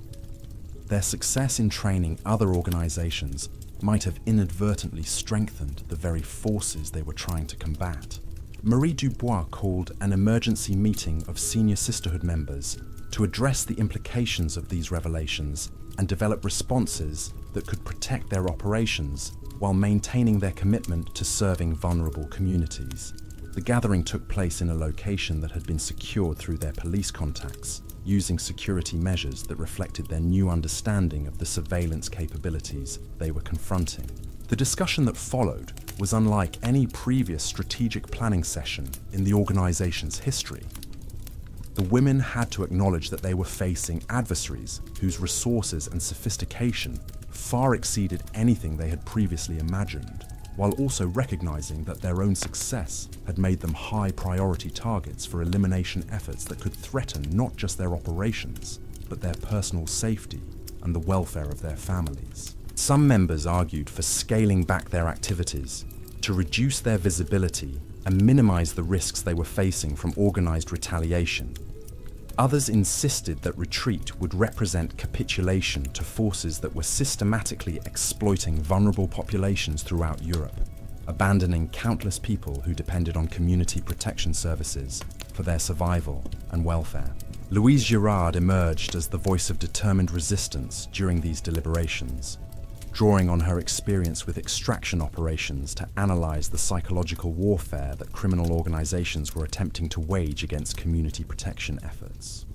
Her assessment was that intimidation campaigns were designed not just to eliminate specific threats, but to demonstrate that resistance to systematic exploitation was futile and dangerous. If the sisterhood abandoned their operations in response to criminal pressure, she argued, they would be validating the intimidation strategy and encouraging its application against other community protection efforts throughout Europe.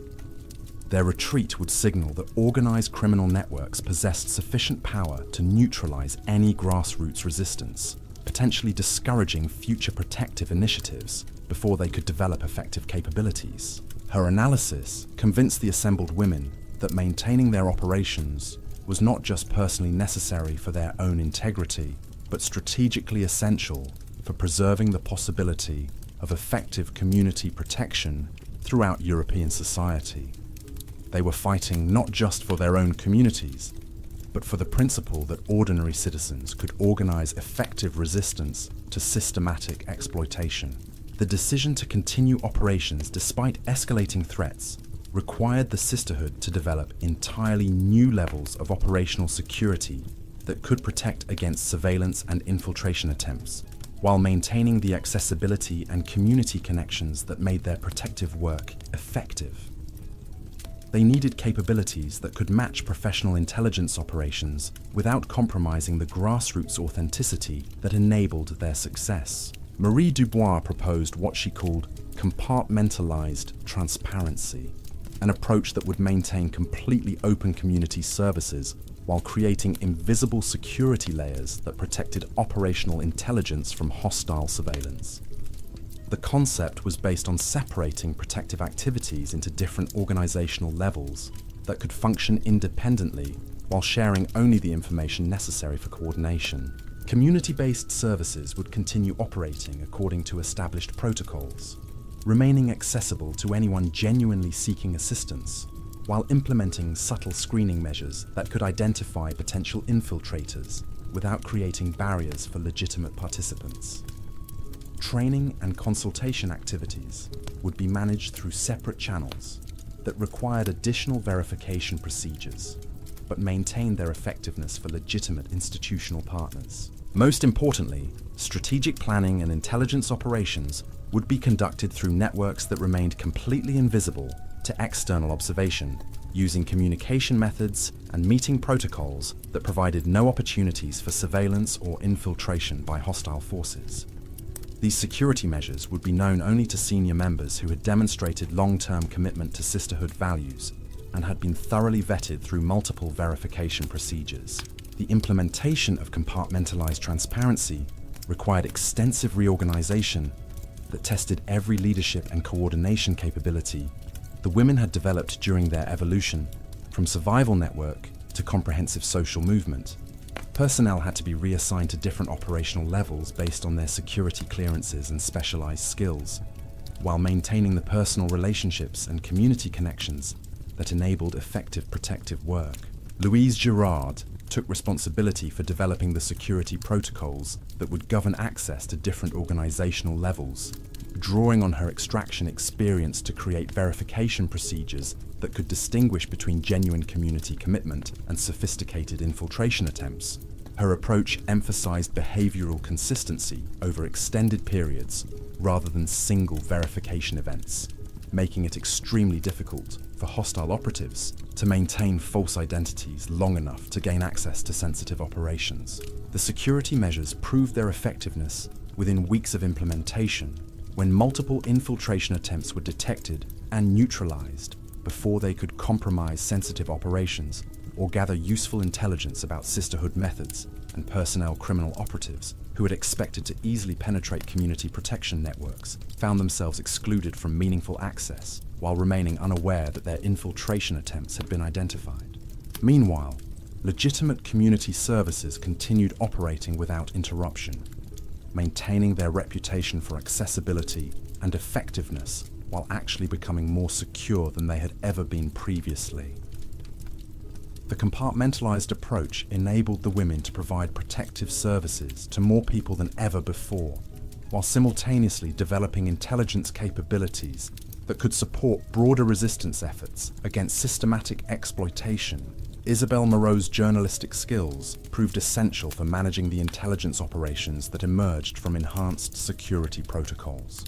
Her experience in research and investigation enabled the development of systematic approaches to gathering information about criminal network activities while maintaining operational security that protected sisterhood operations from retaliation. The intelligence gathering revealed that criminal organizations were indeed planning coordinated attacks against community protection efforts throughout Europe, using methods that combined direct intimidation with sophisticated propaganda campaigns designed to discredit grassroots organizing activities. The attacks were scheduled to coincide with expansion of exploitation operations into new territories where community protection networks had not yet been established. This intelligence enabled the sisterhood to warn their international partners about impending threats, while developing coordinated defensive measures that could protect community organizations throughout Europe from systematic attack. The early warning systems that had originally been created to help individual artists avoid exploitation were adapted to serve entire networks of protective organizations that face similar dangers from organized criminal retaliation.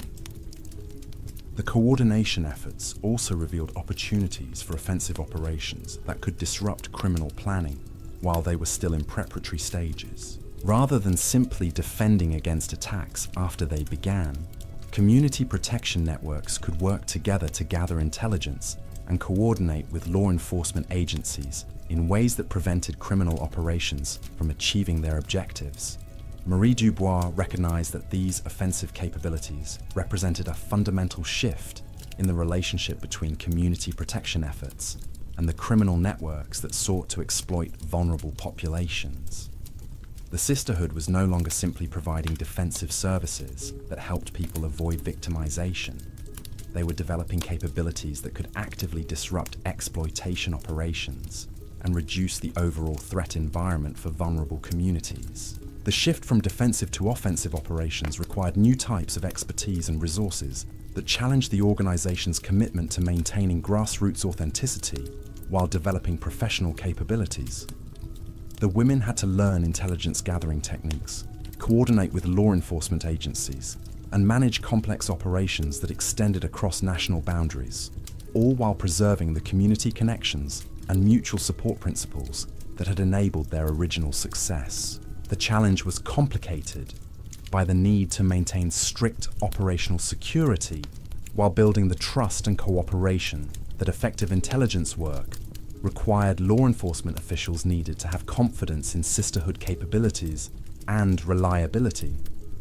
But providing too much information about community protection methods could compromise the security measures that protected ongoing operations from criminal retaliation.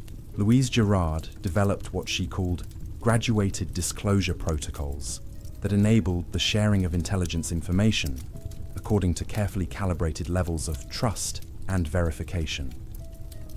Law enforcement partners received the information they needed to conduct effective investigations while remaining unaware of the specific methods and sources that had generated that intelligence.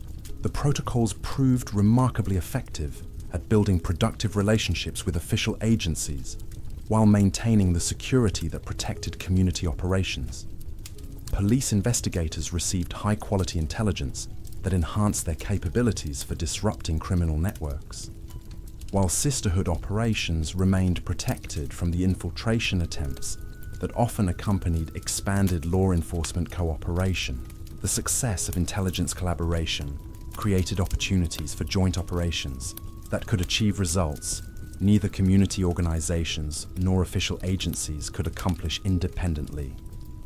Criminal networks that had learned to evade traditional law enforcement methods found themselves confronting coordinated efforts that combined grassroots intelligence gathering with official investigative authorities. By the spring of 1929, these joint operations had achieved remarkable success in disrupting criminal networks throughout Paris and other major European cities. Multiple exploitation operations were shut down through coordinated raids that were based on intelligence gathered by community protection networks and executed by law enforcement agencies with appropriate legal authorities. But perhaps more importantly, the success of these operations demonstrated that community-based organizing could develop capabilities that complemented rather than competed with official institutions responsible for public safety and social protection.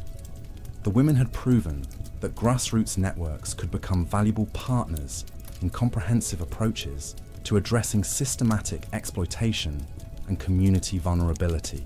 The partnership model attracted attention from government agencies throughout Europe that were struggling with similar challenges related to protecting vulnerable populations from organized exploitation.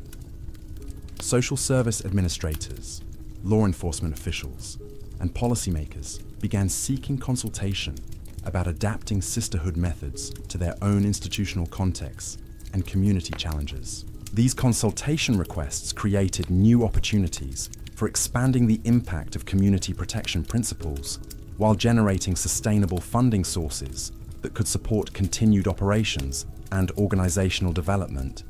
Government contracts and institutional partnerships provided revenue streams that enabled professional staff development and resource acquisition without compromising the independence and community commitment that had made grassroots organizing effective. The integration of community organizing with institutional partnerships represented the culmination of the sisterhood's evolution from survival network to comprehensive social movement. The women had successfully demonstrated that grassroots initiatives could achieve sustainable impact by developing capabilities that served broader public interests while maintaining authentic connections to the vulnerable communities that had inspired their original efforts. Their success proved that effective responses to systematic exploitation required approaches that combined community-based intelligence gathering with official law enforcement capabilities, grassroots organizing with institutional resources, and local community knowledge with professional expertise in security and social protection. The teenage girls who had arrived in Paris seeking authentic artistic experience had become pioneers in community organizing and social protection, whose innovations were influencing approaches to vulnerability and exploitation throughout European society. Their journey from potential victims to leaders of international protective networks demonstrated that ordinary individuals could develop extraordinary capabilities when they possessed the courage to transform dangerous circumstances into opportunities for positive social change. As the decade concluded, the women who had survived the heroin epidemic through intelligence cooperation, and unwavering commitment to community protection, found themselves in positions they had never anticipated when they first began sharing information about suspicious activities in Parisian cafes. Their methods had become models for citizen engagement and social innovation that transcended the specific circumstances of their origins.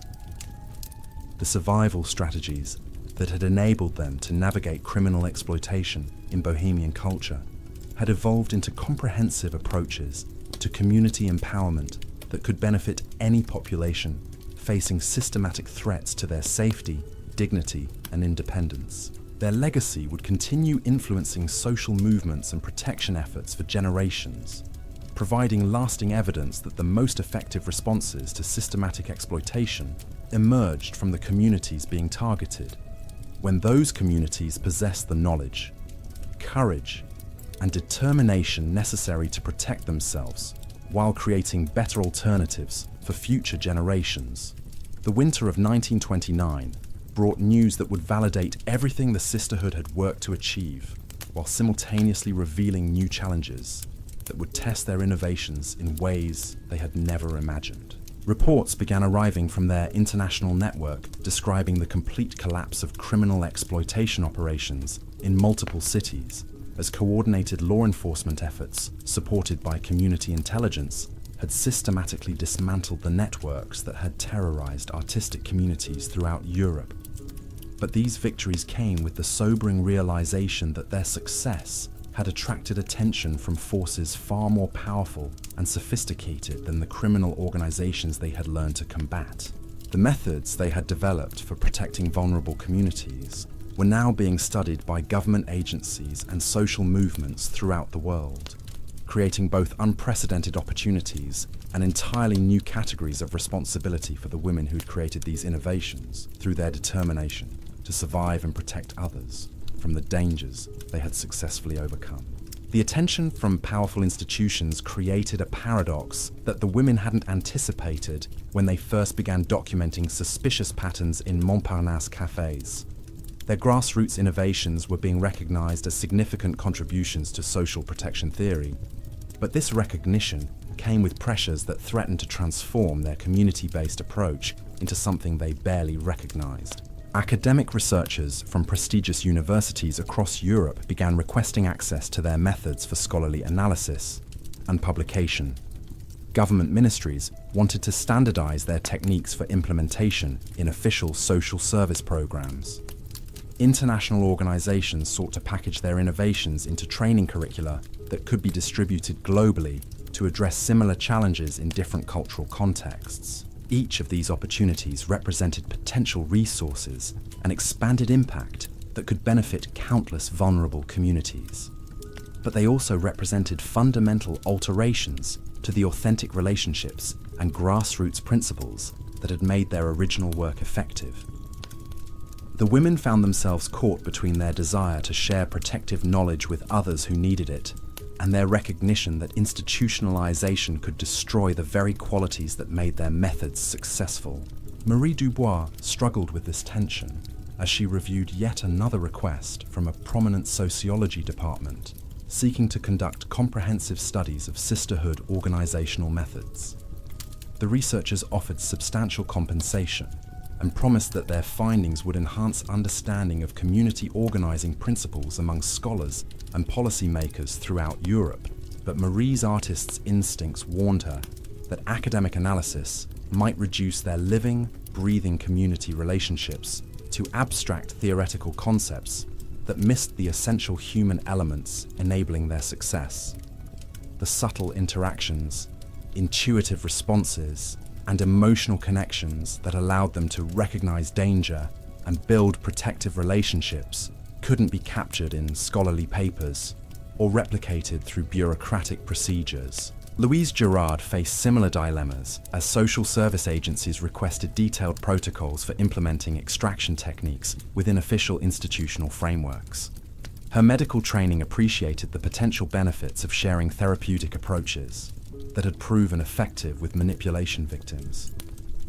But her community organizing experience recognized that institutional contexts might strip away the trust and authenticity necessary for successful interventions. The healing relationships she had developed with former exploitation victims were based on personal commitment and shared vulnerability that couldn't be mandated through official procedures or professional training programs.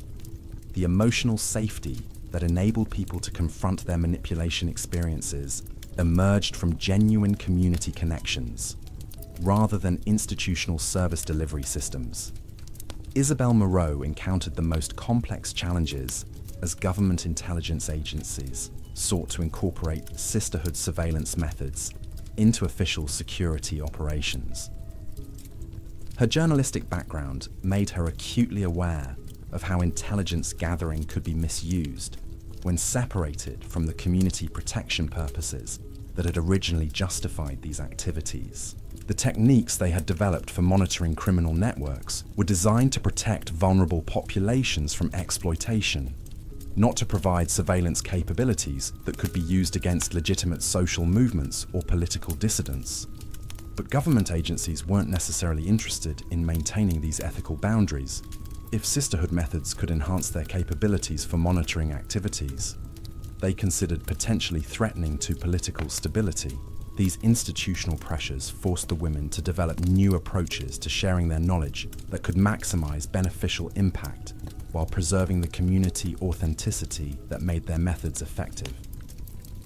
They needed ways to teach protective principles without compromising the relationships and values that had enabled their development. The solution they devised reflected the same innovative thinking that had characterized their entire evolution from survival network to comprehensive social movement. Rather than allowing others to study and package their methods, they would create their own educational initiatives that could share protective knowledge while maintaining community control over how that knowledge was applied. Marie proposed establishing what she called community teaching centers that would provide direct training in protective methods while ensuring that participants understood and committed to the ethical principles underlying these techniques. Rather than abstract academic studies,